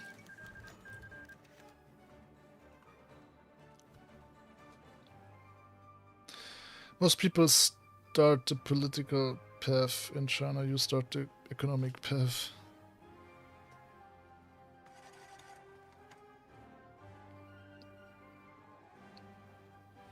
I feel like doing any economic focuses is unnecessary and just a waste of time.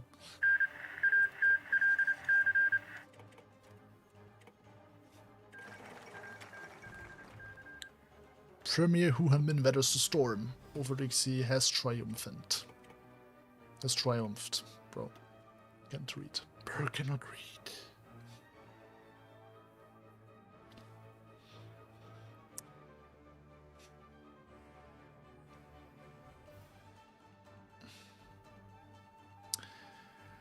The exceptional legislator.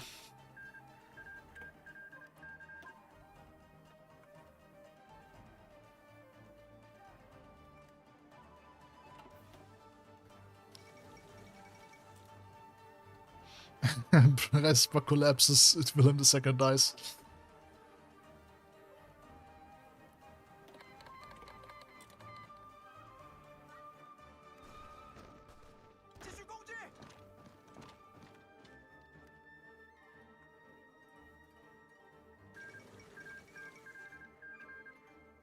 I'm not capping them, I'm just waiting for the peace deal where I can peace them out, which, you know, can happen.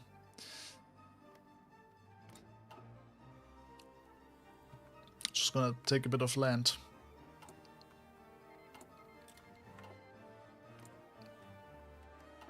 Why can't I invite them? Because both those countries want to... Okay, I need to be at peace, I guess.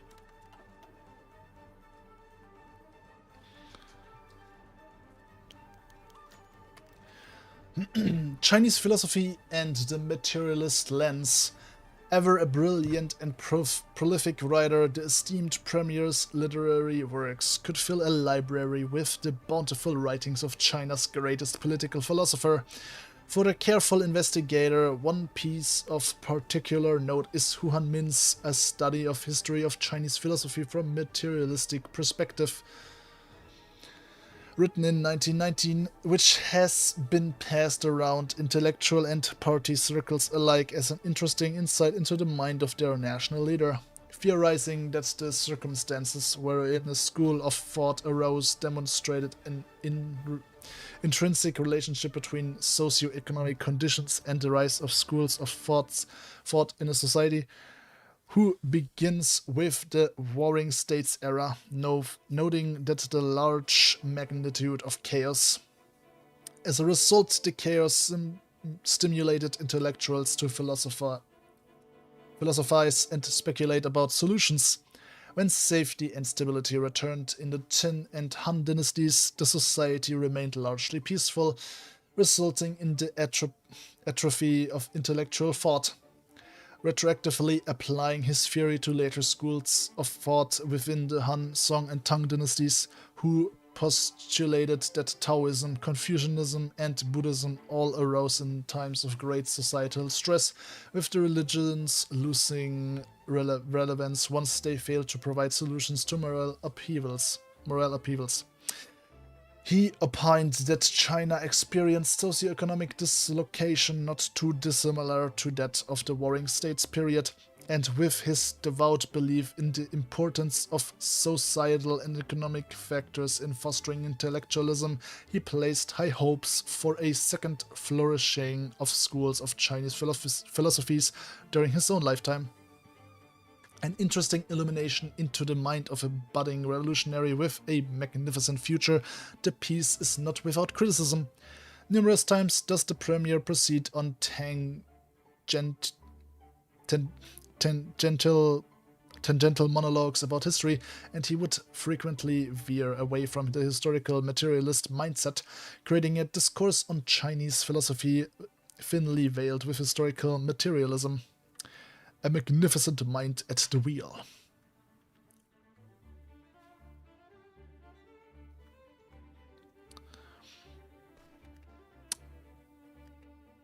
By the way, apparently I was wrong about Manchu restoration. They actually can take out of Manchuria. I do not know how.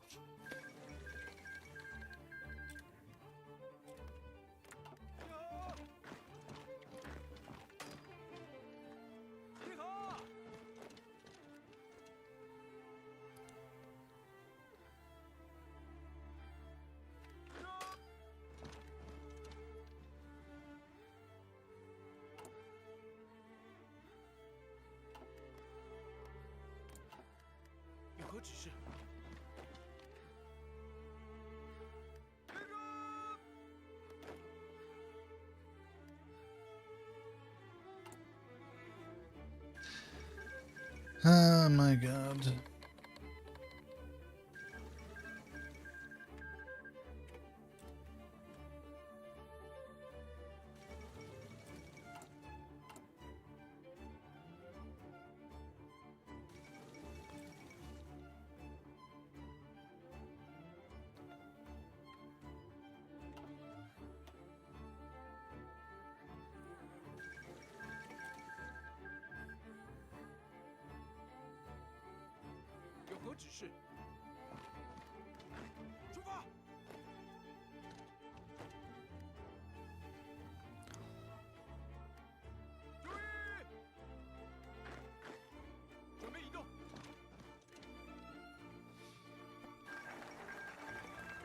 Oh, there goes Germany's Deja.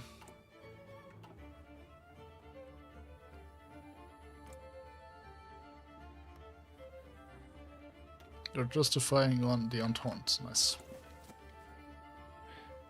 Good job, Japan. Make you more enemies. That's what you like to do anyway, right?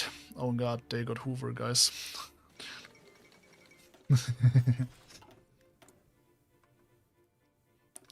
He's here, guys. Hoover jump scare.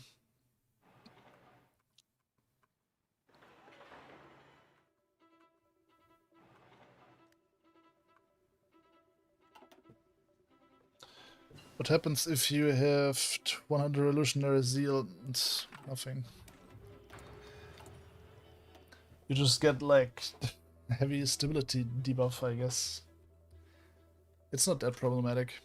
It's just I don't want minus 20 stability.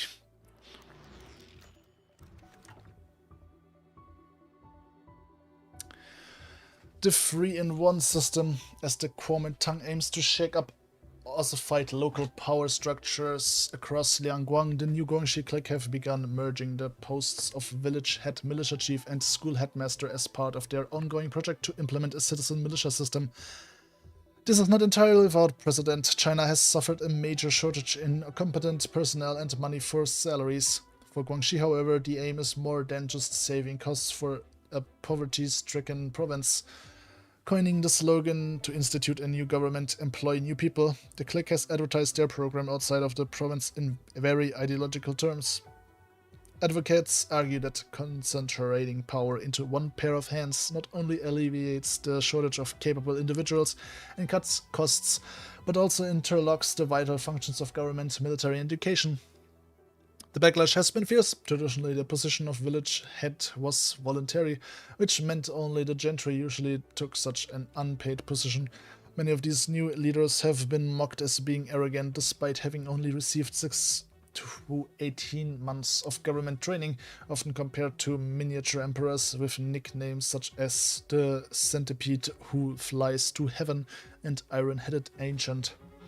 Reports grow of newly appointed officials falling victim to plots by the displaced local elites, including attacks by hired bandits. Resolving this crisis has divided provincial leadership. Some have advocated for an iron hand, drafting regulations regarding the punishment of local despots and evil gentry, and calling for the deployment of troops to troubled areas such as Guhuan and Rong. Others have advised a tactical retreat, sharing more power with the traditional elite and stressing the temporary nature of these move programs. Failing to do so may result in the very sabotage of citizen militia implementation by unsympathetic local leaders that the 3-in-1 system was meant to prevent. Our fate cannot ride on sophomoric social climbers.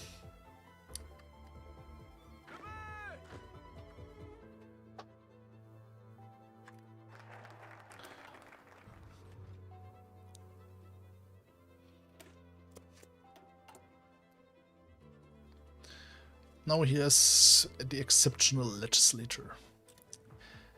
Political... It's very cheap now to get political advisors. Autonomous Warlord.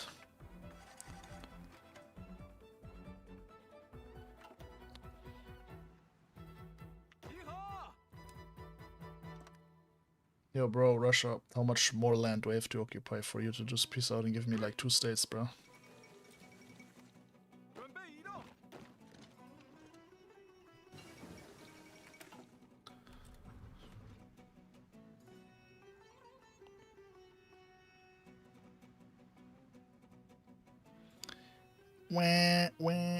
This. I don't care. I don't care that I misclicked on the MIO. You can't make me care.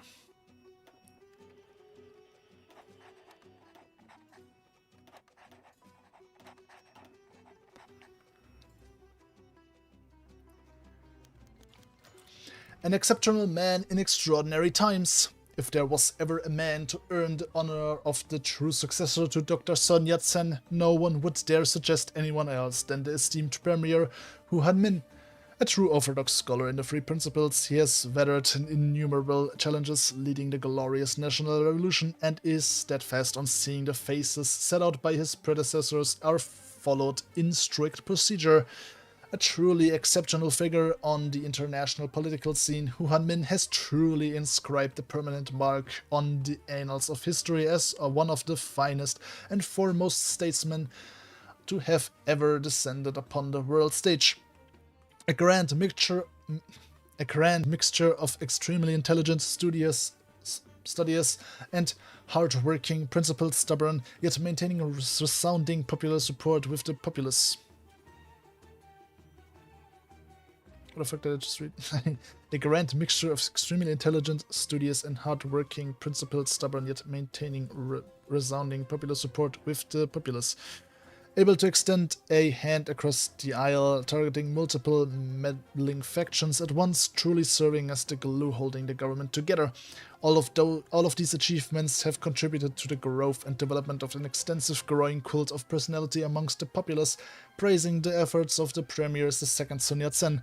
Furthermore, Hu Hanmin has vowed to champion the interests of both people and country, following the strictly laid out 6-year plan, of which the critical components are much needed land reform, local infrastructure efforts for local self-government, and education reform for the whole populace.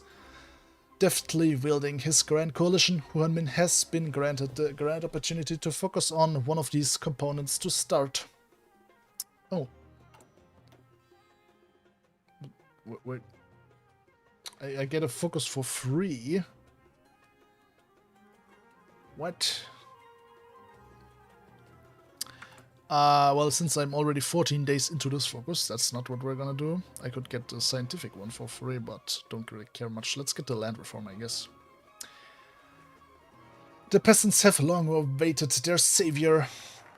Oh wait, that's not even that one. Wait, which focus did I just complete?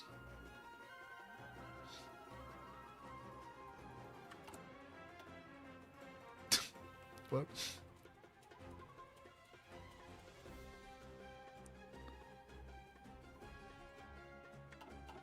What? What focus did I just complete?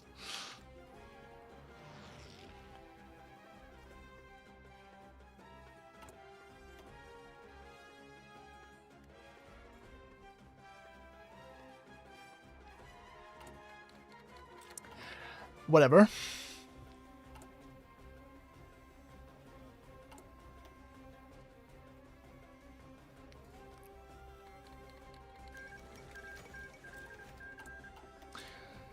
Finally, time for a truce. I'm just gonna save, but like... Yeah, okay, we get the same 2 states as always. Just wanted to make sure. All that for 2 states, guys. Let's go.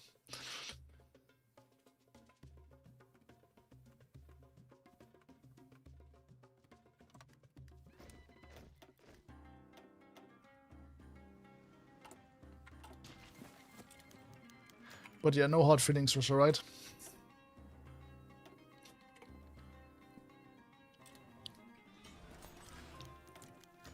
Yeah, we can agree to the current borders now. No problem. I'm just gonna build infrastructure, guys. Okay, let's build that in territory we actually, you know, own.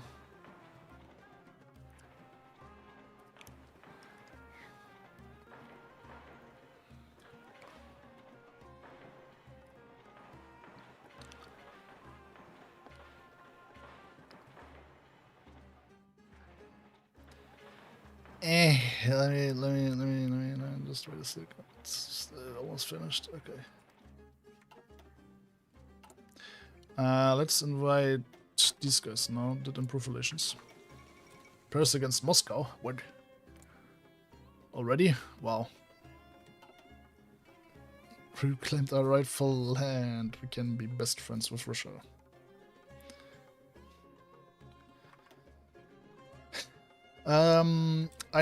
I don't know if like often your factions can do anything, but apparently Restorationist Qing, apparently I don't know how, but Totalist Left Kuomintang, I know that one, can claim Outer Manchuria. So yeah, you could get Outer Manchuria with these 2. I don't know if I could have gotten Outer Manchuria with Hu Hanmin path.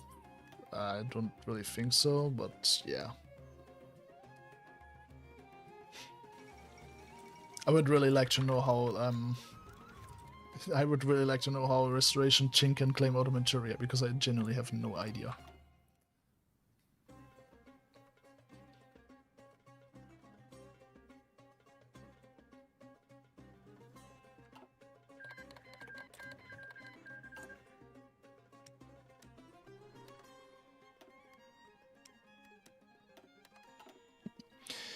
For a contemporary mod, do you prefer Millennium Dawn or Novum Vexillium? I have played neither.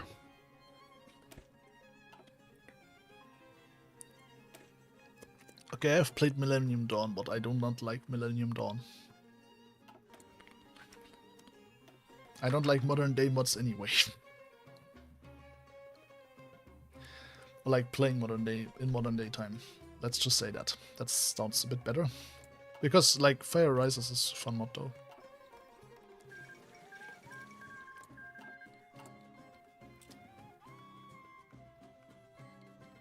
I had fun with that. That's the only modern day mod that I actually had fun with.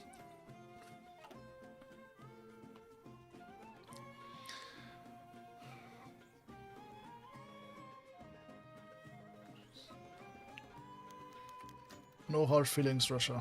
No hard feelings, Russia. From May to November, in October 1919, leaked documents exposed the Beiyang government's secret deals trading Shandong for predatory Anton loans. This triggered unrest on November 4th, which along with the 1925 May 13th protests became emblematic of the Chinese people's unwavering struggle against imperialism. Kind of, you know, these replaced the May 4th movement, which can't really happen as it did in our timeline since Tsingtao was still remained German. Hu Hanmin commemorates both today as patriotic movements that contain the spirit of national independence that drives out foreign oppression across all time. The spirit allowed the Ming to expel the Mongols, the Xinhai rebels to expel the Manchus, and the wrath of their students to save Chinese independence. It is that same spirit that Sun Yat-sen inscribed as his first principle, Minzu, nationalism. Dr. Sun said national revolution is an effective remedy to save the era, which will continue until the day and moment without oppression between nations. However, while the protests were of national revolutionary character, they were haphazard and disorganized, with temporary acts but not fundamental advocacy. Sun understood that a fundamental revolution must be based on national character, something impossible to erase. Marx did not understand this, and his Second International failed because despite belonging to the same class, they belonged to different nations, and oppression between each other had yet to be resolved, thus they still struggled with each other. Who extolled the youth not to believe that it is hackneyed to discuss national revolution and innovative to talk about class revolution, because the latter is unnatural and unnecessary. He warns of the International's red imperialism, which seeks to sacrifice millions of Chinese to achieve its unthinkable aims. Therefore, Hu concludes, why must the Chinese youth care nothing about sacrificing their country, nation and revolutionary cause to flatter the others? If we do not develop the spirit of national independence, how can we achieve anything? Naturally, then, we must complete the national revolution under the guidance of the three principles. The spirit of national independence flows through the party.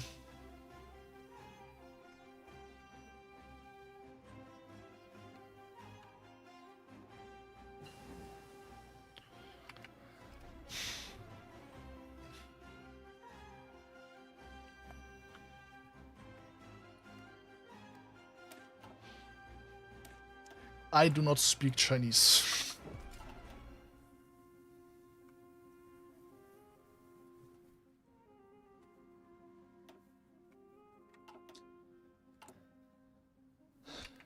Oh yeah, I should integrate these guys. Stupid idiot.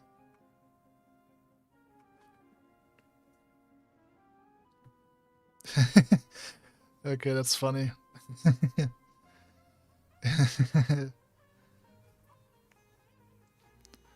I like these small things where, as you see here, when we do enforce mass demobilization, like all the generals just get disgruntled.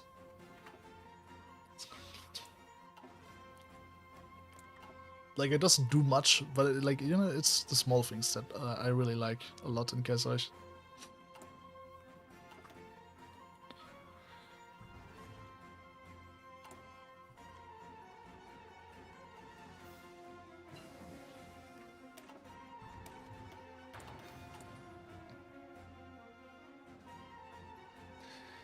I don't really need a big army anymore, guys. Except maybe if you want to take back Taiwan, which I still need to do.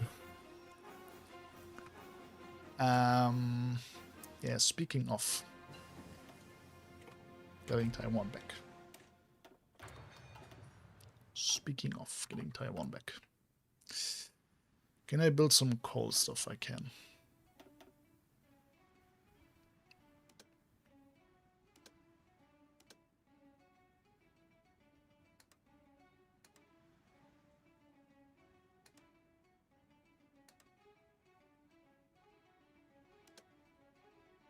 I need coal.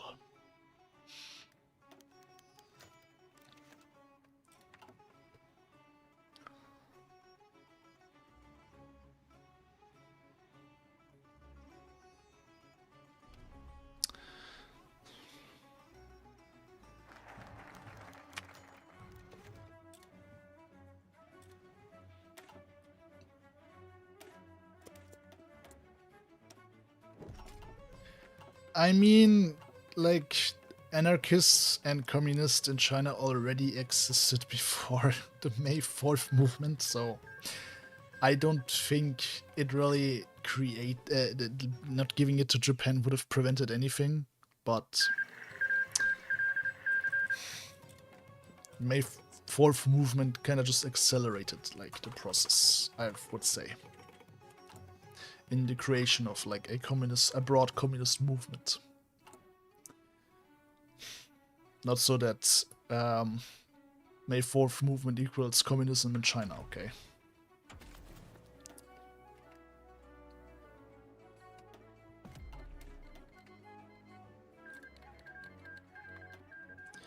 I just wanted to swing by and wish you a Merry Crimbo. Yeah, thank you. Yeah, Middle Africa just decided to lag the game even further.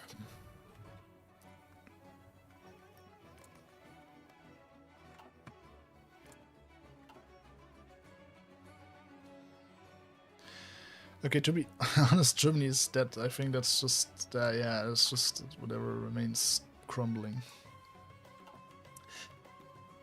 The Army of the National Revolution, having been a strongly resolute civilian leader for the entirety of his career, the position of the National Revolutionary Army in relation to Premier Hu Hanmin has always been a tenuous one.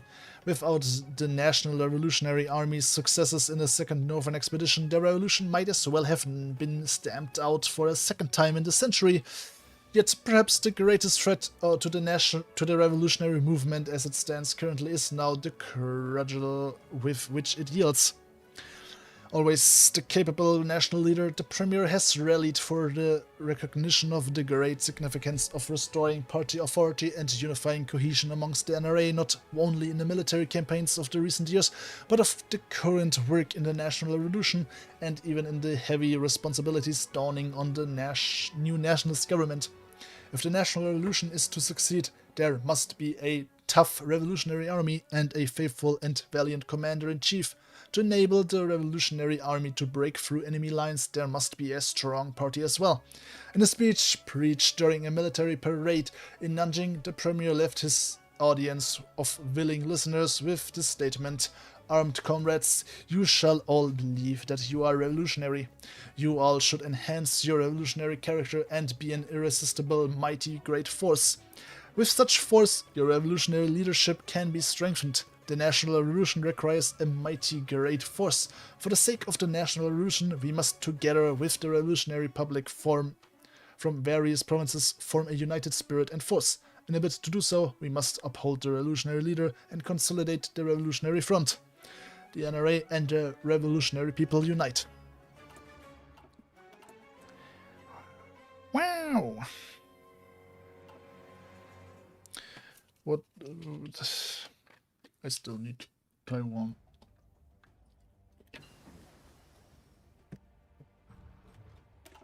Speaking of Taiwan, let's get that. Speaking of Taiwan, let's get that.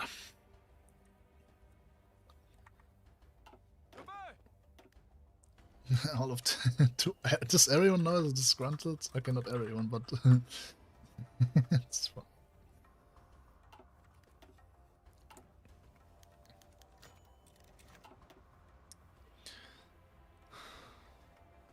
Yeah, Japan released them.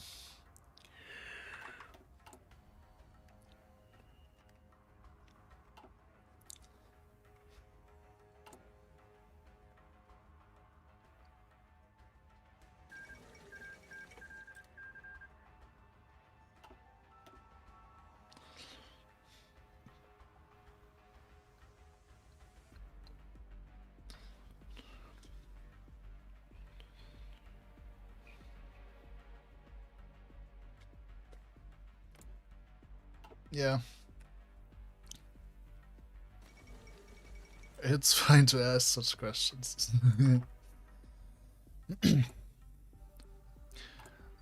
But yeah, I feel like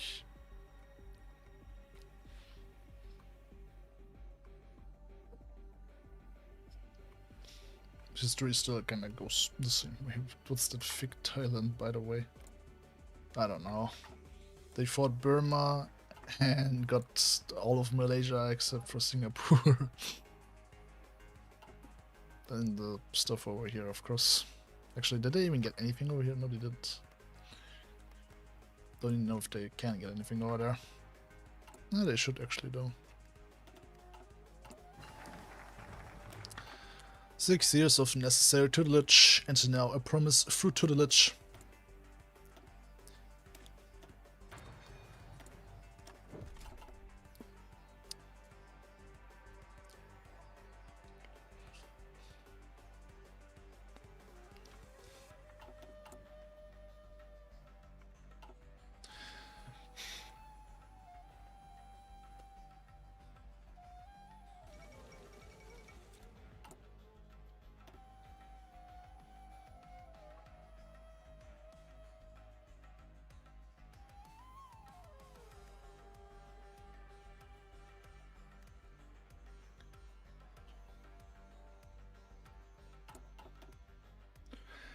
He's going down the we will need more tutelage route. We are ending tutelage route. Okay. Both are not gonna be like, yay, democracy now. Okay.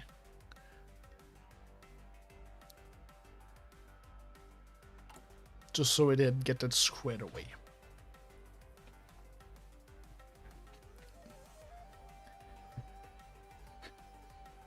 And we're just gonna stick to the plan, you know? We gotta build the country from ground up before we can start the process of democratization.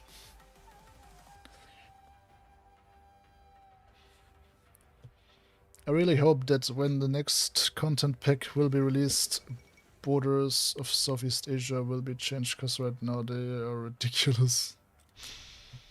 Oh wow, the end to the ledge path was closed to us months ago.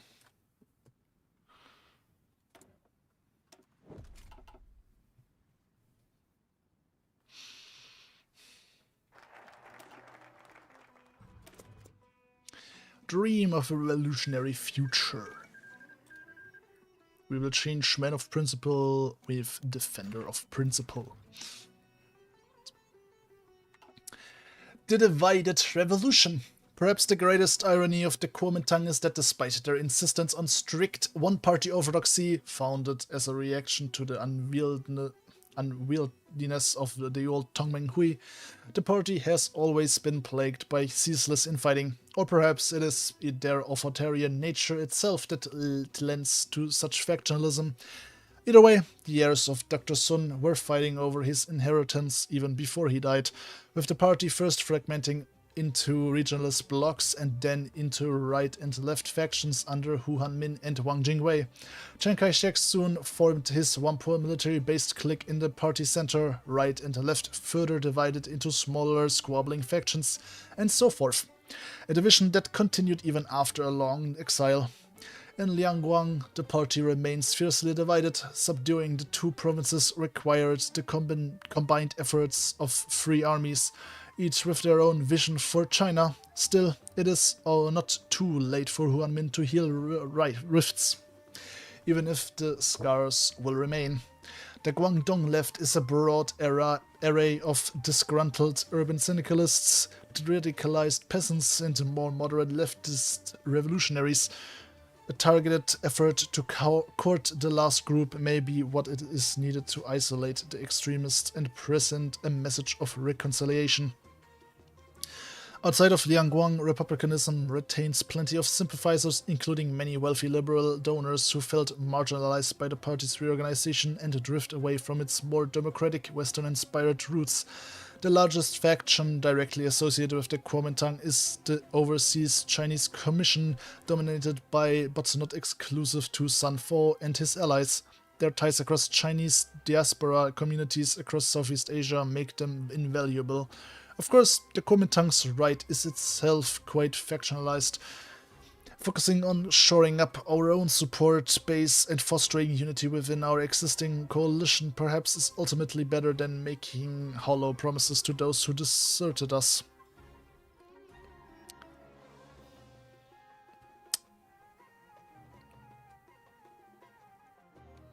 A united front with the left will mend divides.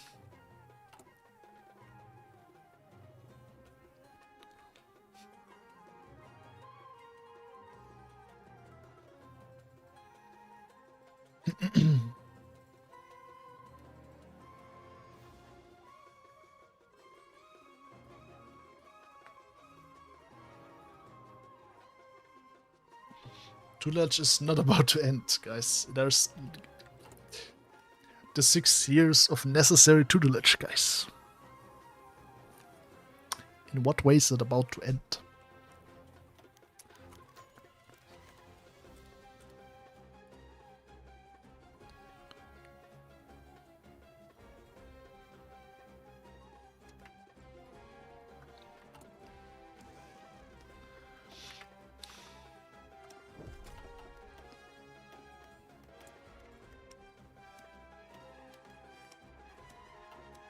By the way, the spirit is not even there for like 6 years. Does something happen when it expires, by the way? I would like to know. But I will never play this far. Maybe when I get a better computer. Because this one is complete garbo. At running the game. Like anywhere in late game.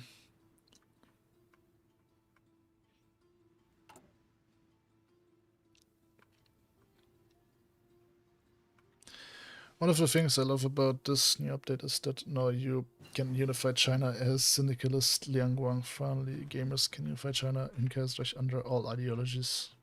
True.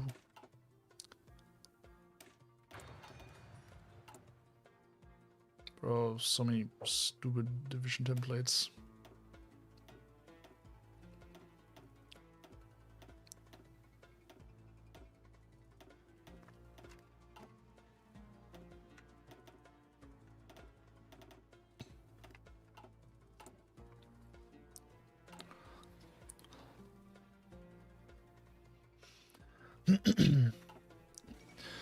Tutelage today, tutelage tomorrow, tutelage forever. The D in tutelage is for democracy. Any update for Left Kuomintang? Feel like there should be a path for left and right to unite. They are divided for a reason. No, there's no really united thing. They just can't cooperate, and then either Left Kuomintang absorbs the Right Kuomintang, but nothing like where they just like share power. It's no. Can you do a world conquest as the most wholesome path you can find in Kaiserreich when you get a new PC? The most wholesome path in China is, of course, Totalist Hu Hanmin. There's nothing more wholesome than this guy. Right, guys?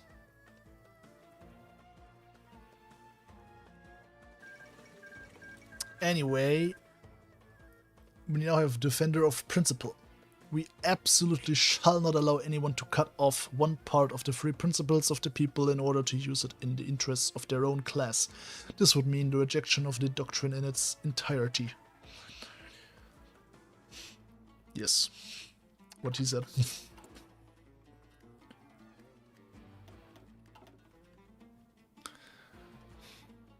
Bring the blessed to the lich to Japan.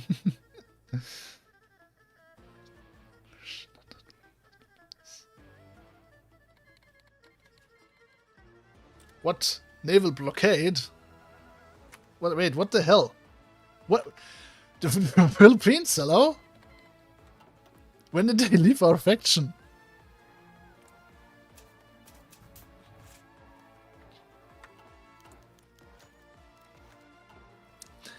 Labor Day and the Chinese Revolution. To Hu Hanmin and his elder clique, the meaning of Labor Day is that of great commemoration, for it is when the workers and laborers of the United States fought valiantly in an effort to establish the system of an 8-hour workday. Notably, in the chairman's eyes is the fact that such a celebration has never taken place in Nanjing, due to the fact that in the past the city was held under the iron grip of warlords, hence no commemoration could be held. However, the very fact that it can be held today is that not due to the protection of the National Revolutionary Army. Protection from the NRA means protection from the Kuomintang, with which every citizen should come to learn that the KMT protects its workers and strives for their welfare alongside their freedom. In a broader scope, the Premier has put forth the idea that the National Revolution is the united front of all nationals, and in his united front the workers shall be the vanguards, refraining from playing havoc with each other lest a specific class be promoted, leading to the oppression of other classes. From now on, the workers can shake hands with the KMT in a friendly manner, coming together as true friends, cooperating mutually for genuine liberation. Hu Hanmin's concept of the party cooperating directly with the workers serves as a foil to the stance of the Western Hills clique, who posit that workers should avoid labor disputes in their entirety, and that the true meaning of Labor Day is to exemplify the cooperation between capitalists and workers in the common cause of furthering productivity and revolutionary liberation. With the party's official stance divided between the two outlooks, a debate has silently flared as to whether the premier's radical stance on worker cooperation that borders on socialist thought is more preferable compared to the stability provided by the Western Hills clique's thorough and stable approach. The KMT is the true workers' party. Democracy in my revolutionary vanguard state that thinks that China isn't ready for it yet. Get the hell out of here, bro. Too little forever.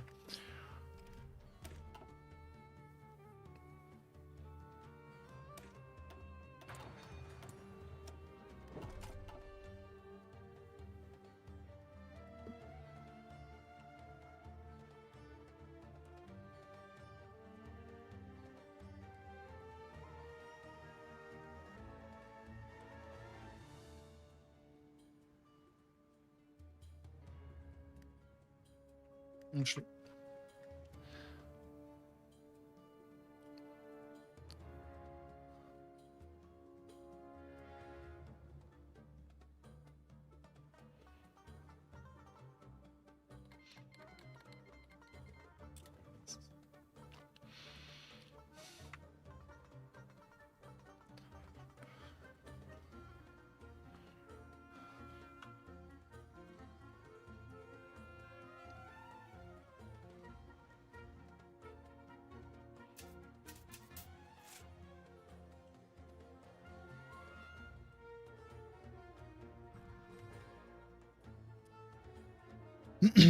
best China democracy is Federalist China.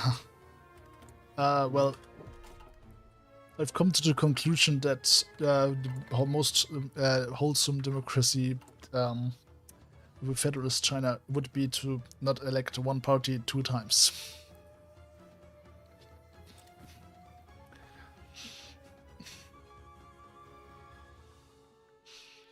They're just gonna become an elected one-party state. What the hell?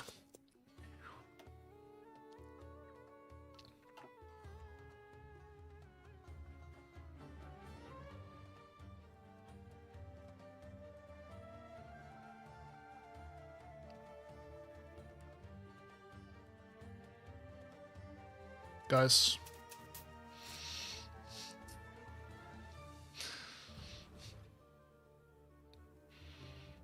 I think this was made by a Kaiserreich, but I don't really know. But yeah.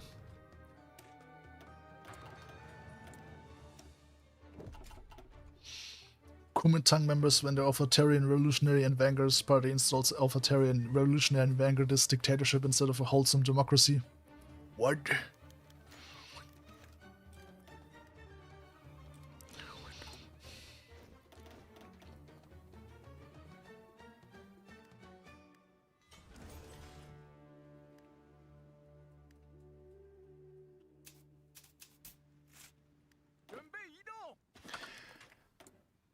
Yeah, I don't need your army.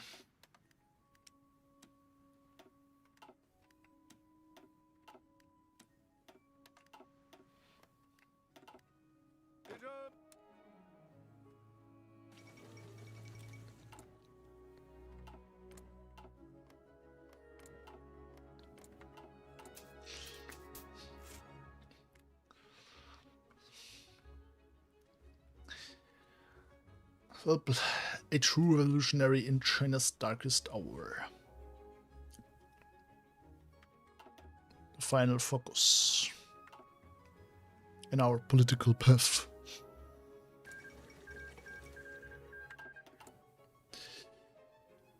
And then we just gotta get Taiwan back and then I'm gonna be happy.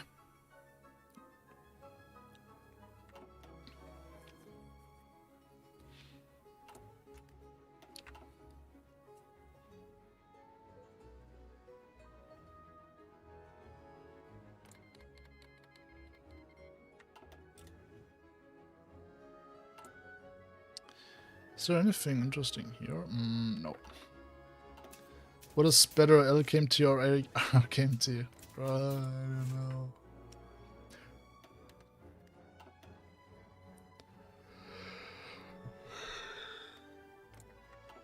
I feel like gameplay-wise,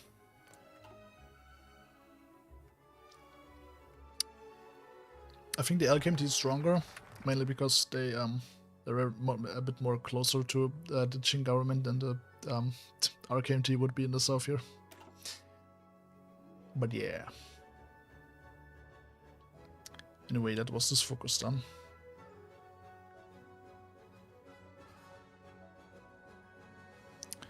Let's liberate Taiwan now. Legitimacy of the party and exceptional tutelage.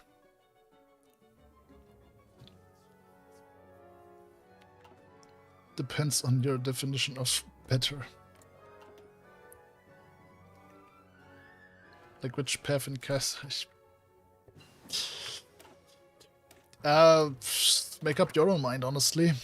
Whatever suits your fancy the most.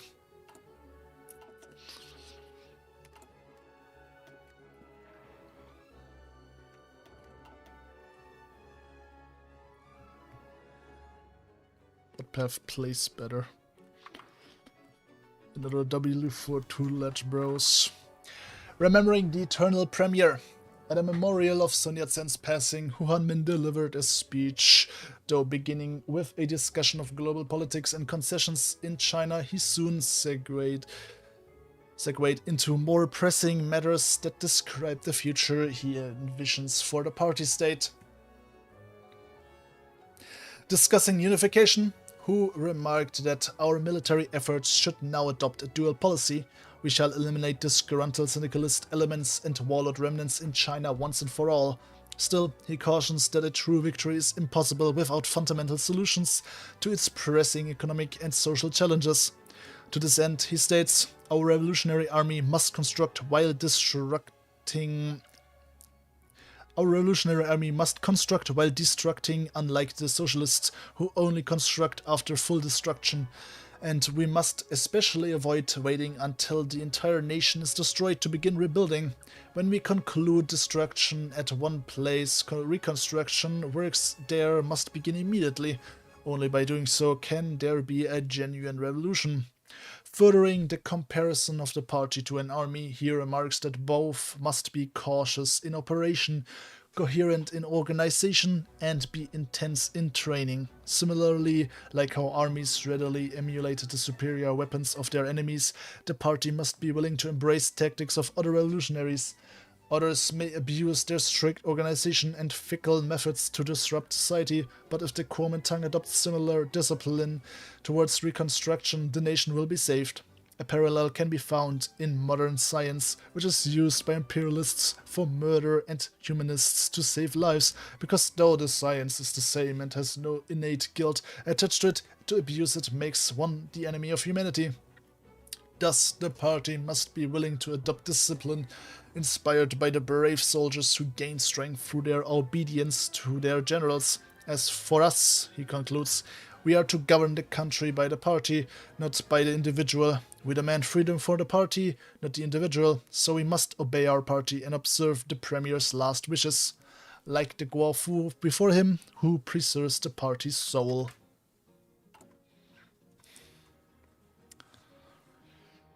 No, I have not played Old Worlds because... No, I have not played Old Worlds... No, I have not played Old Worlds Blues yet. God damn it.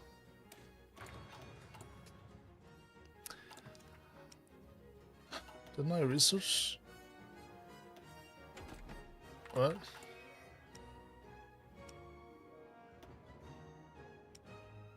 What the fuck? That's a bug.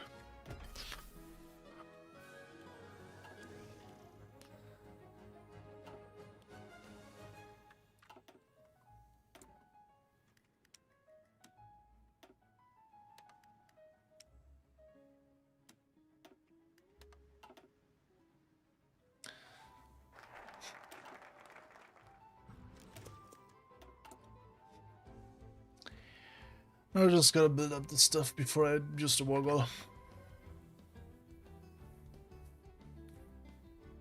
Oh, by the way, I just noticed my army actually demobilized. What the hell? Where are my soldiers going? Oh, nah, bro.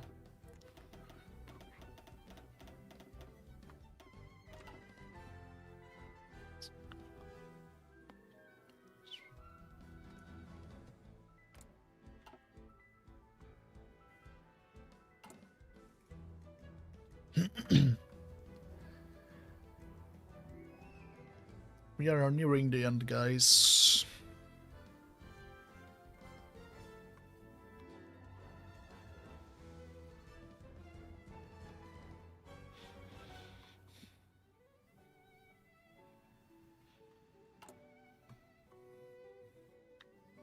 Now we just do our economic focuses here if we can. Okay, interesting.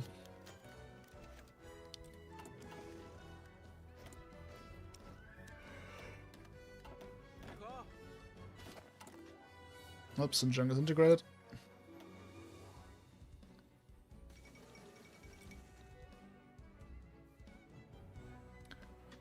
How's the war in Europe going? Okay, Russia's winning against the Syndicalists apparently.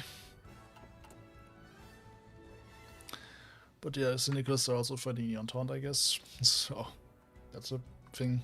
But the Entente is also fighting Japan. That's also a thing.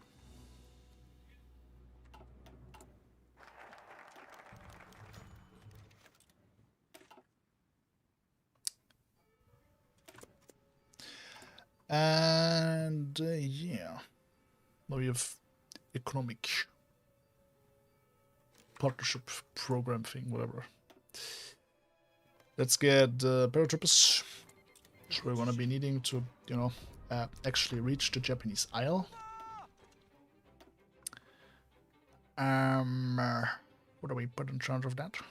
Do I have any commander guy? Yeah, this guy. But can't select more traits, sadly. Same goes for the other guys. Other question, do I have a paratrooper? Nope, I can't. Okay. Don't guess you are gonna do it. Are you still in university? Yes.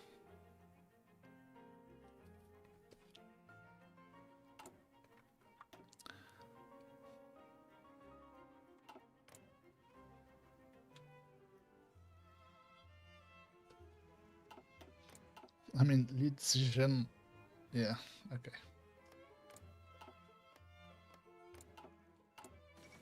If you go with Wang Jingwei, lead Sichuan will also, you know, stay alive.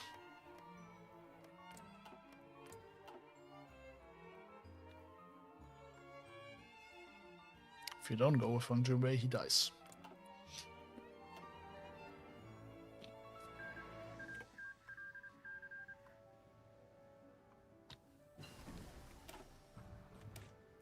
Someone always has to die, you know.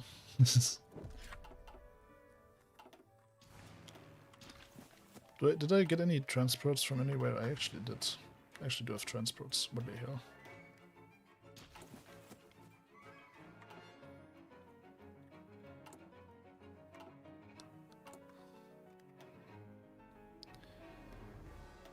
Let's fill up our divisions again. Since we need to go to war.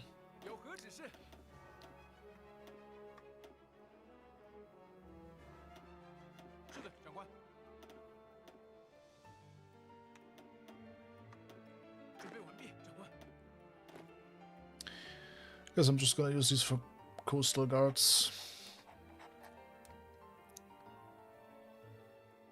Port guards, whatever.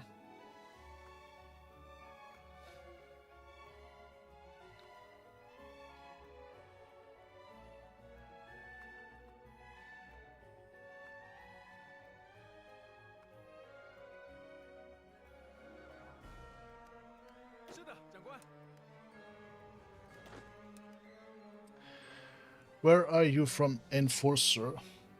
By the German flag in my profile picture, or my YouTube profile picture, it might be obvious where I'm from, but I'm from Germany.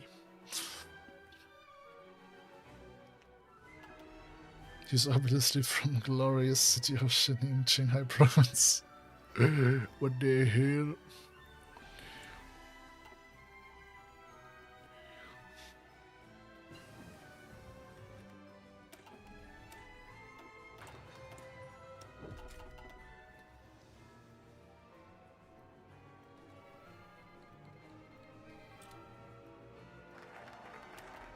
Mass demobilization enforced.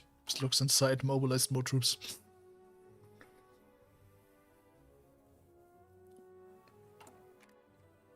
I need to invite these guys to the economic zone, by the way. Whoopsie, my bad. Oops. Whoops. Whoopsie. Oops.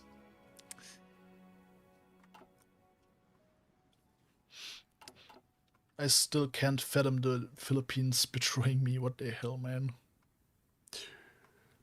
I think they went through their faction thing down there, maybe. That's why. I've never played the focus tree. I only saw the alignment minigame, decision minigame, whatever. Taiwan wet dream. See you play China a lot. I see you play China a lot. Any reason? I like China.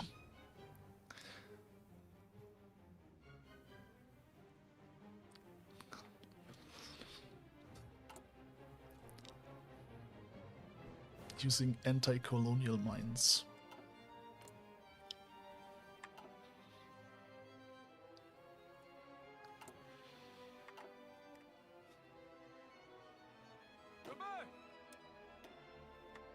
So what's in Japan's faction? All these losers, okay. Can have a good front line there. No, I'm not gonna send all these troops down there, of course.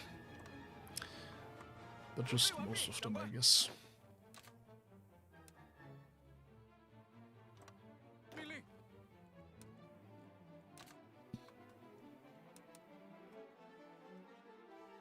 All others are just around the coast, I guess. In case my coast guard is not sufficient enough.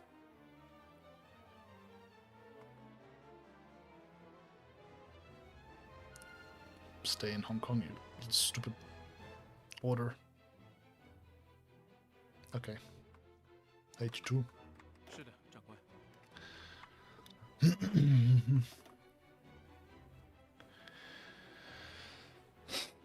Korean-China relationship best ending.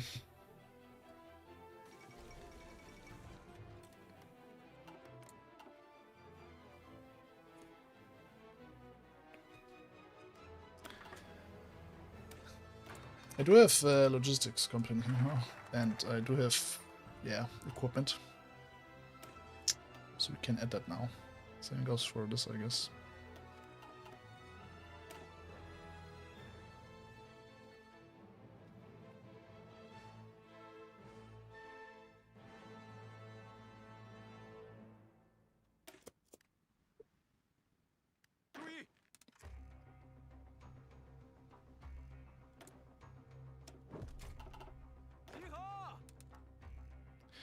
Do you study anything with China? No, not right now.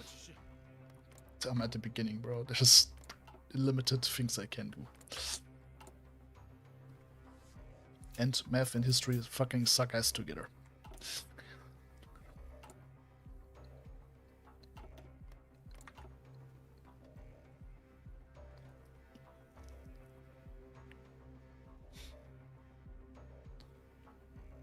I already fought Russia, man. How do you optimize industry so that equipment deficits can be solved so early? I just produced guns. Because that's the most important thing.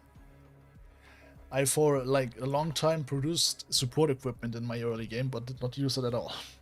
Artillery, on the other hand, that became kind of problematic when I used it. But yeah. I mean, for most of the time I mainly produce guns at the beginning just so that I can actually have divisions on the front line. And the other things I increase when I like need them more and more, basically. But early on, one factory on artillery kinda is enough. One factory on support equipment is not really enough if you especially go for engineering company. So you kinda wanna increase that when you can. don't like immediately produce a lot of that because, like I said, first and foremost, guns.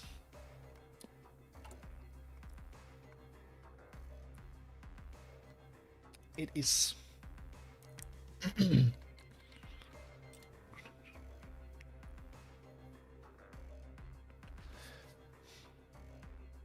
Can you do a playthrough with Democratic China, Russia, and America fighting buffed Third International? Maybe. Could do an MP game with that, I guess. But that would take like a long time until we get to a point.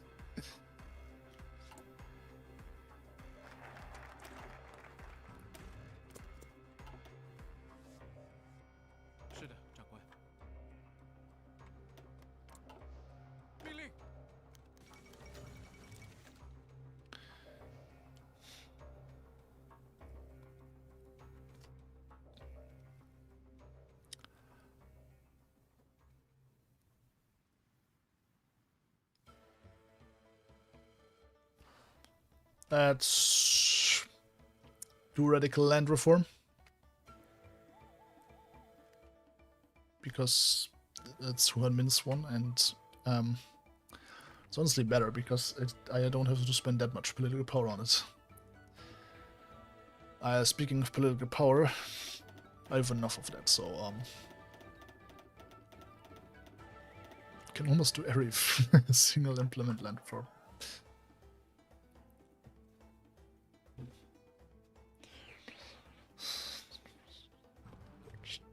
True. Why don't I just build a bridge to Japan? I like how Tsushima is closer to Korea, to the Korean peninsula than to Japan, but you have this big crossing line that you can move there from Japan. But yeah. So yeah, why can't I just build a bridge over there? I mean, they got a bridge here, man. Like, come on, man. Or we just drain the Sea of Japan. How about that? And we can just move through it easy. That would be way smarter, right, guys? Or we just, you know, find a knot to the Japanese island and then pull it closer. Why don't we do that? That would be so easy, right? That would just make way more sense than whatever we're doing now. Oh my god, I forgot these guys are not in order. Oops, my bad. I like how... Okay, I'm not actually good at components.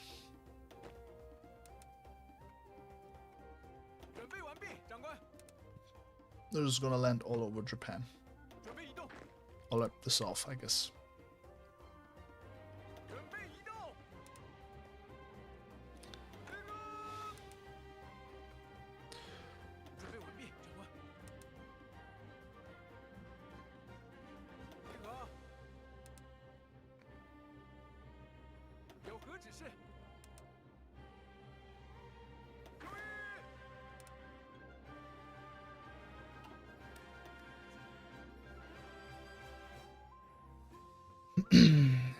Do you think if Taiwan and China reunite, China will build a giant bridge across Taiwan Strait? No. That would do nothing. That would hurt the economy, man, because ships need to pass through here. It's faster than going around the entirety of Taiwan, you know. And such a thing as like stupid either way. You could maybe do an underground tunnel like we did over here, you know.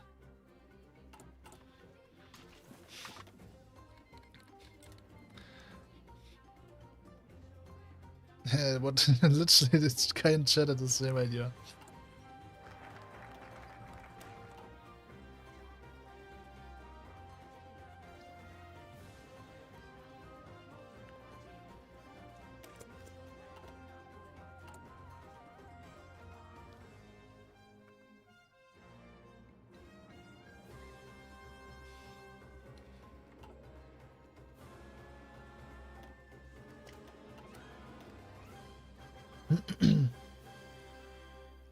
Now, once we are fully orged, we can begin our landing. Though, how big is Japan's army? It's this big. What the hell?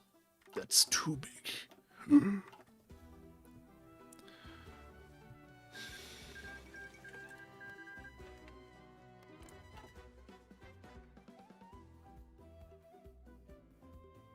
High speed rail. Yes.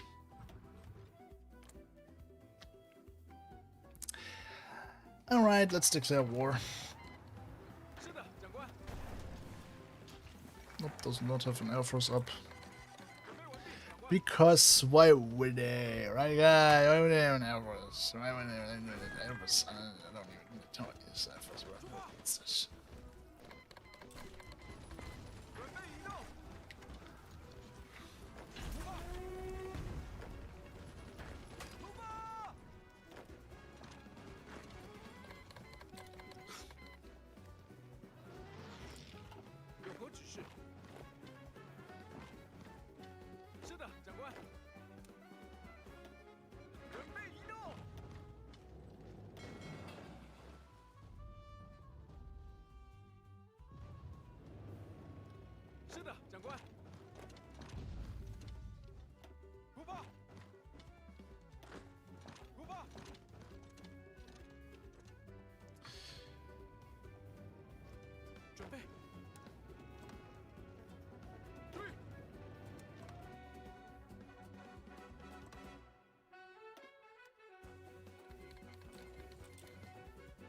All right.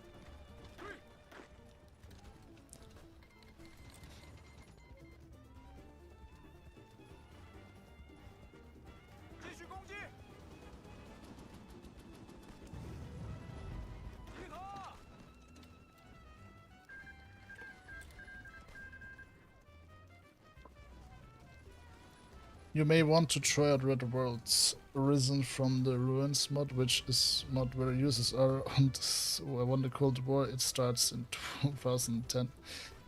As a same mechanics is casual and you might like it even more than Fire Rises. I don't know. Why can't we poke on water with our revolutionary zeal? True.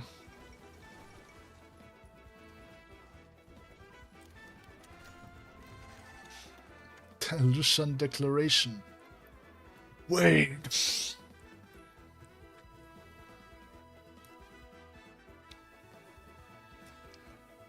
Wait. 8 years war persistence reference? What the hell?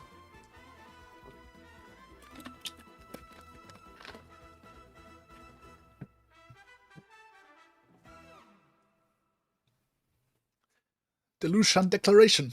If we give up even an inch of land and sovereignty, we will be the eternal sinners of the Chinese nation. At that time, we can only fight with the lives of the entire nation to seek our final victory.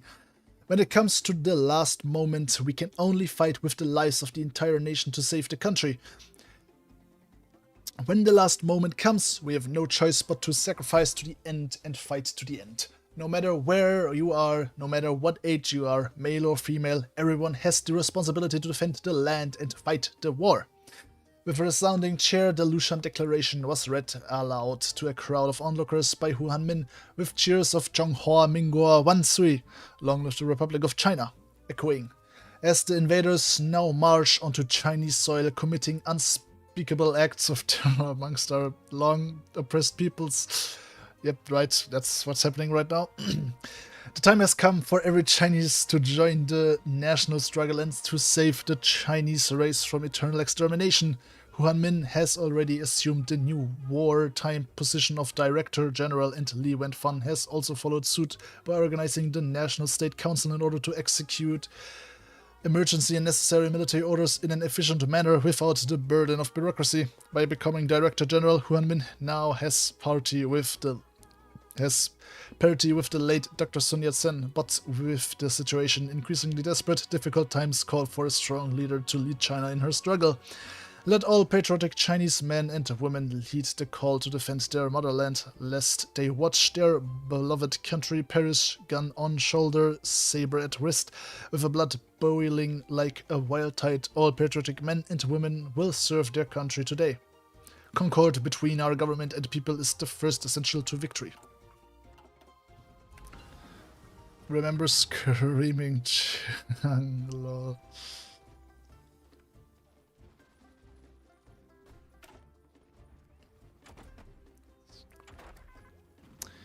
Bro, guys, you are blocking my industry, bro. I got the Lucian declaration again, guys. That's definitely what's supposed to happen, right? We just do it again. Give the same speech, guys. More war support. Japan, you have more pressing concerns than invading me right now. Just you know, I would say.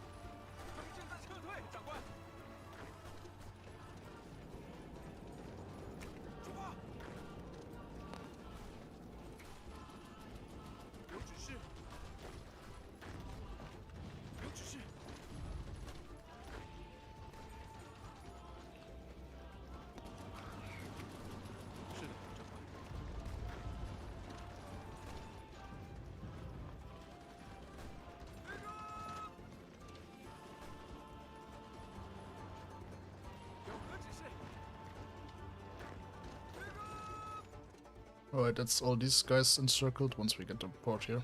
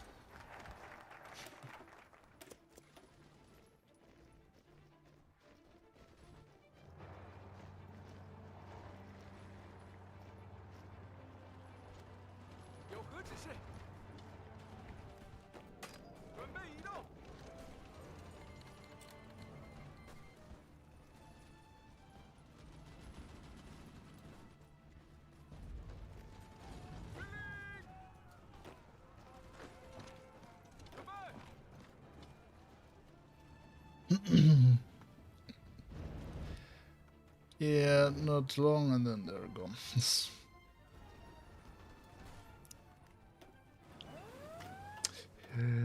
Okay, that does scare me a little bit.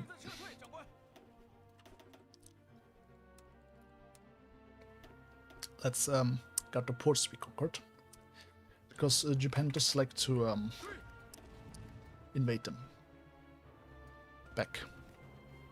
No.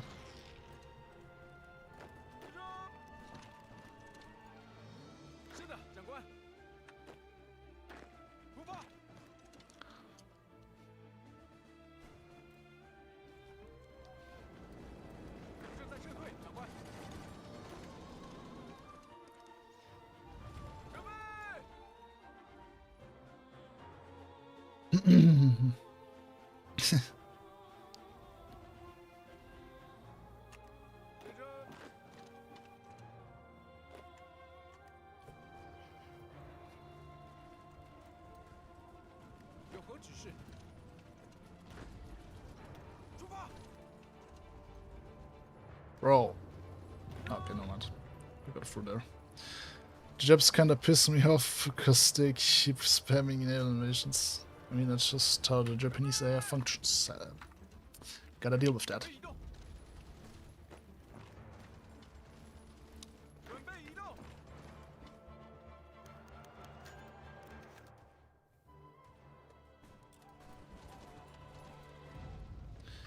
Alright, but once Tokyo falls, they might capitulate. That was, of course, very helpful.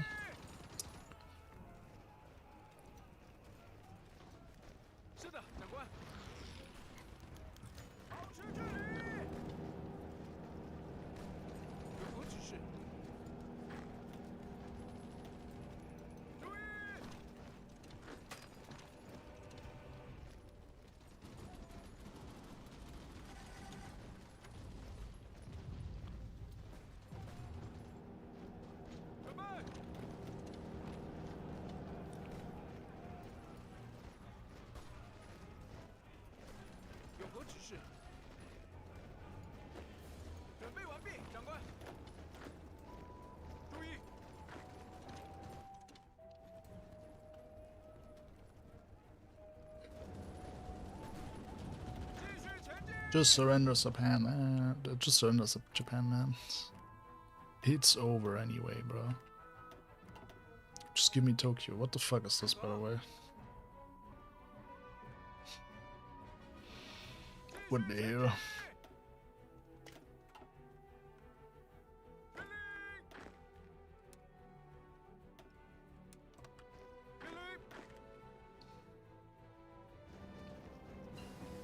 Do I care? Not really.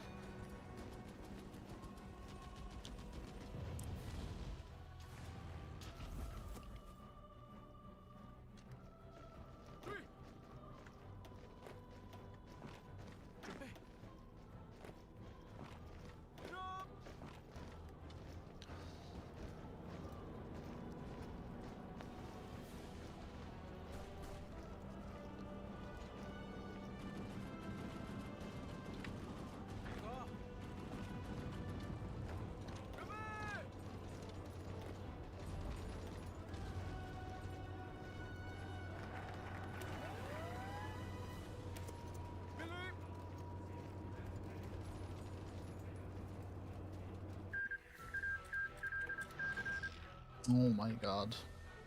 By the way, where are they naval invading? Korea or... yeah, Korea. Bro.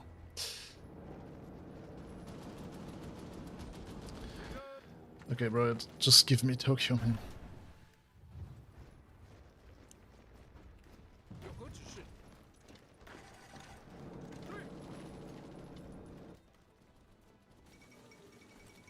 God damn it, man. Was it that hard?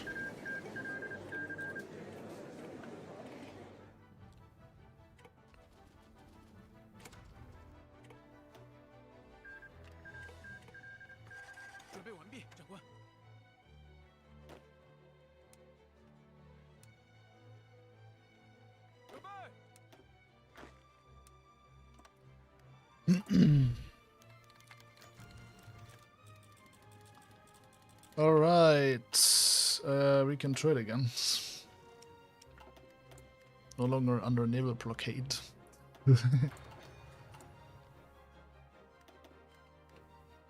But yeah.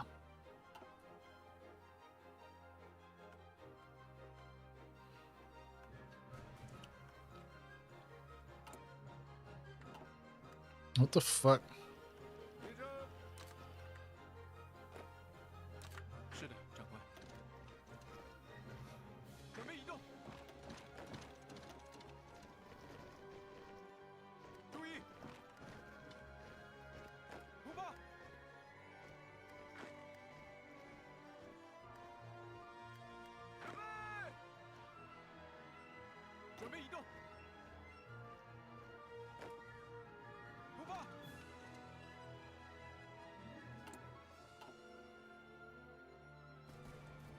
Also, why the fuck is Thailand and China a major? They're not a major. It's like what annoys me with capitulating Japan is you don't peace out with their faction members and you have to, oh, yeah, you have to defeat them individually now. That's also why you never see me in the video really much do that, except if they are not in a faction with anyone else.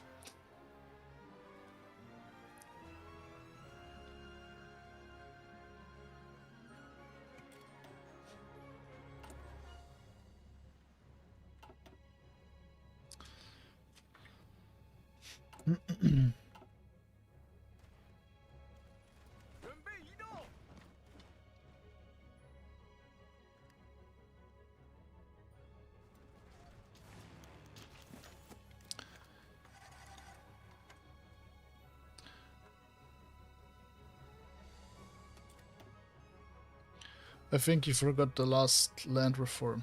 Bro, that's not the last. More and more appear when we get, like, infrastructure up. So there are plenty more that not show up right now. There is no last land reform. It never ends.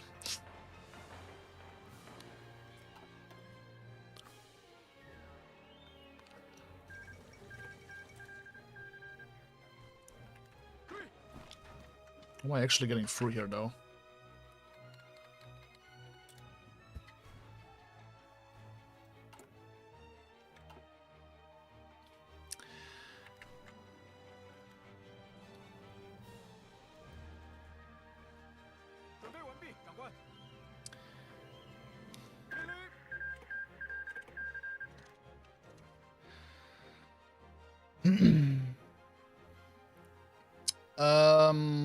These guys aren't worth, like... No, never mind, they're not. Look at that. It's just East Malaysia, I guess. Thailand? Yeah, okay.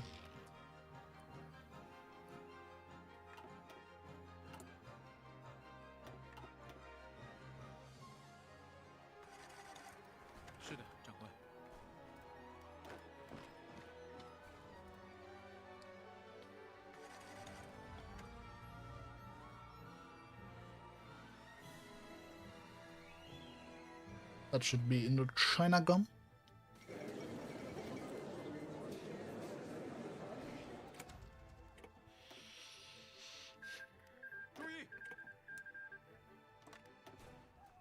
Now Thailand.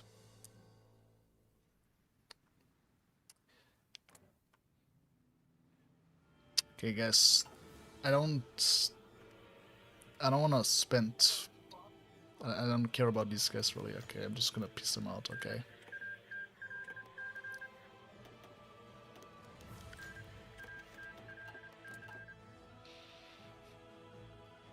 I need to be done here. Okay.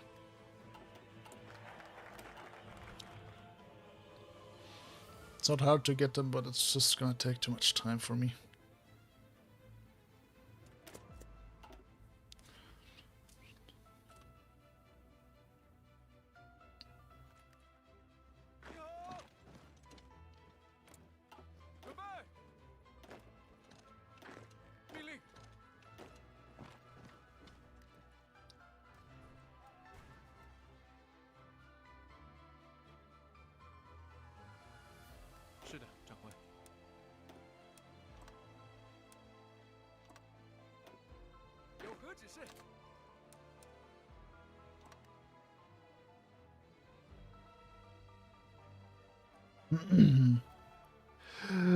No, it's just Thailand, and then we none here, and then woohoo, yippee, wow.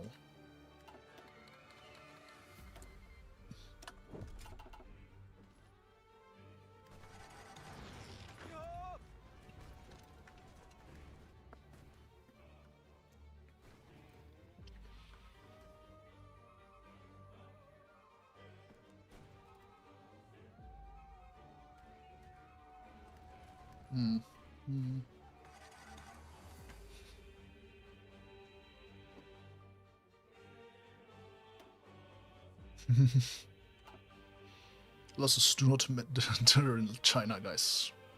Don't worry about it. Is that the Siamese Navy? What the hell? They're raiding me. Can I do that?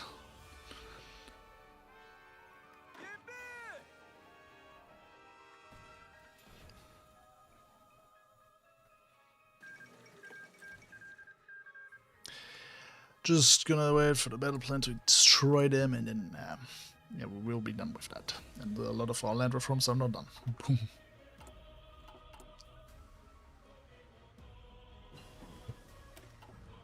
Well, very cool, right?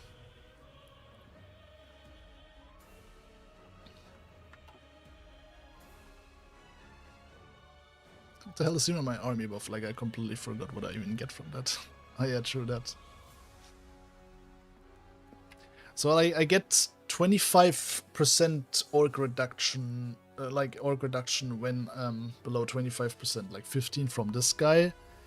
We get 10 from this, and we can also, you know, actually we can, yeah, no, we can, yeah, victory or death, like get 15 from that.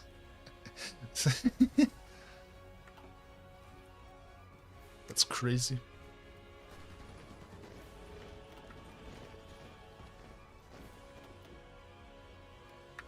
Do we even get more when we like do our last army focus down there, by the way? We get 10% more. Wow.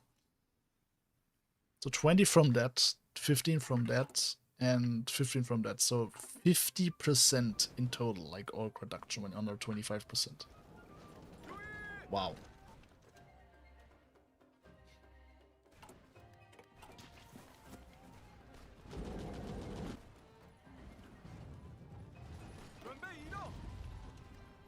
Forget like Japan doing last stands. China's the true last stander.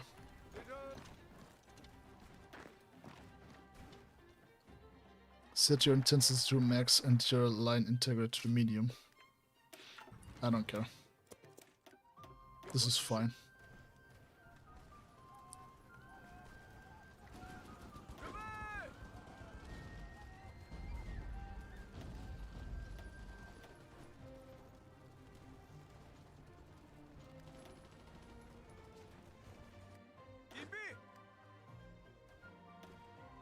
Something like this or what?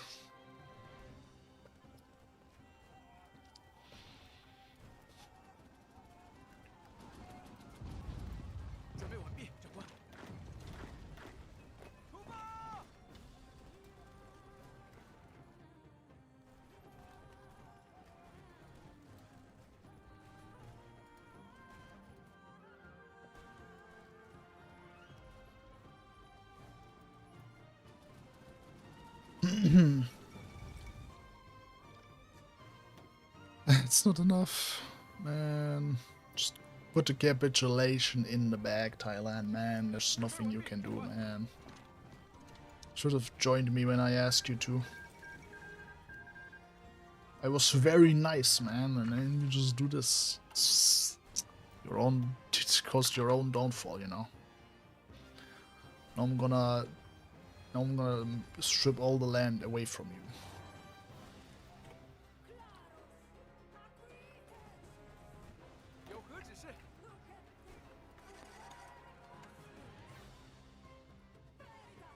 Look how many goddamn divisions they've stacked around here.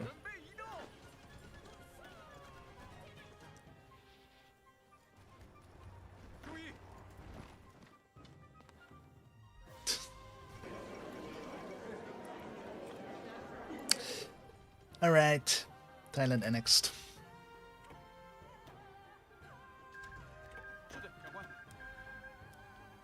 Yeah, a few losses here, there, area, but don't worry about it.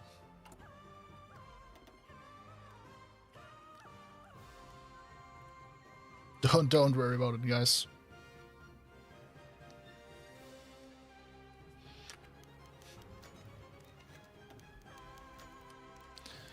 Okay, now we can release everything.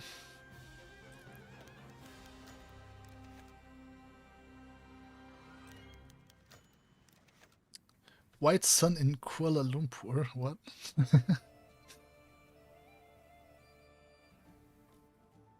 During the last decades of the Qing dynasty, many Chinese revolutionaries found themselves fleeing to Southeast Asia, where many overseas Chinese communities had formed, sympathetic to the Republican cause. Standing out above the rest, Malaya became the hotbed of Chinese revolution, with future Kuomintang leader Wang Jingwei meeting his wife, the Malayan-born Chinese Chen Bijun, in Singapore. Many prominent Malayan Chinese businessmen offered financial support to the burgeoning Tongmenghui and rejoiced for their mainlander comrades following the success of the Qinghai Revolution. However, while China freed itself from the shackles of the decrepit Qing, Malayan Chinese continued to toil under British colonial rule. While many were hopeful for a free Malaya following the collapse of the British Empire, it would not be the Malayans who received the fruits of Britain's fall, but the ascendant German Empire. Fortunately, when hostilities in Europe flared up once more, Germany found itself unable to hold its Asian empire and was driven out for good. After decades of British and German colonial rule, Malaya finally finds itself free from imperialism, liberated by the might of the National Revolutionary Army and the indomitable spirit of the Malayan people. Chairman Hu Hanmin and the party have in particular recognized that the contributions of Leong Yevkov, known in the mainland as Liang Yugao. Leong joined the Tongmenghui at the age of 16 and during Japan's invasion led the overseas Chinese anti-Japanese army in guerrilla warfare. With Chinese control over Malaya consolidated, Leong has formed a KMT sister party in the Malayan Chinese Association and stands ready to guide the nation into a new age of prosperity and ethnic equality. Malaya helped free China from tyranny, now it's time to return the favor. Interesting.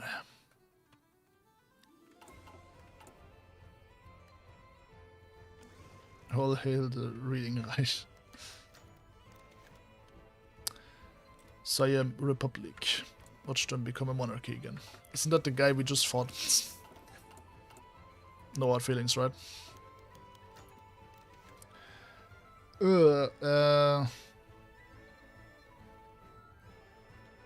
What? Actually, what do I have? Oh yeah, right, I have all this stuff here now. I'm just gonna give it to America, bro. I don't need this. They can deal with that.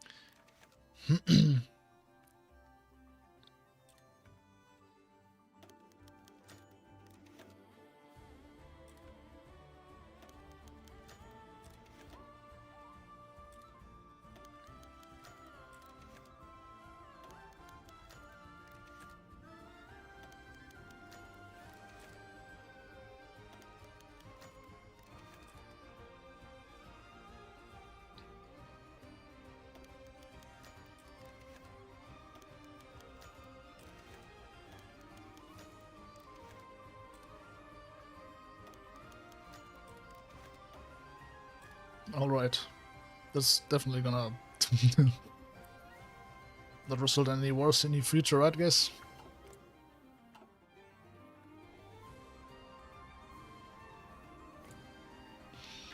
It's what you get for not joining me.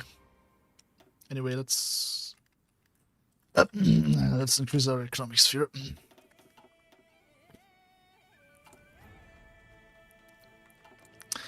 But yeah, this is probably where I'm gonna end the stream now.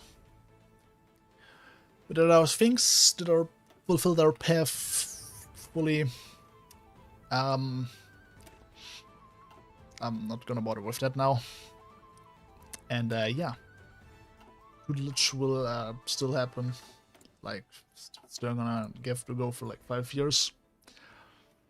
We can't do this. Can't do this immediately. You know, we gotta slow start and slow through that, you know. Anyway, look at our cool economic partnership thing now. Wow, so great. Way better than what these guys were doing. But yeah. Alright guys, I'll be leaving the stream now. Yep. The stream's gonna end now anyway, but yeah, this is gonna be the end now. Gone through all the events, gone through the political stuff, conquered all our land back, maybe got even some more stuff, I guess. But yeah. So thanks a lot for being here and sitting through all these events with me. I know a lot of people don't like it and would rather see me just clicking for focuses, but I decided I really want to like read through these events this time. Don't expect the future streams to be like that too, okay? Don't worry about it. That was just like, just for this now. But yeah. Hope you enjoyed it. And I gotta get, I'm celebrating Christmas now, so I gotta get ready for that. Gonna be the end of the stream now, so I wish you guys a Christmas, a Merry Christmas, okay? Have a fun day with your family now, or whoever you celebrate it with. Or if you don't celebrate it, have a nice 24th of December. And yeah, goodbye.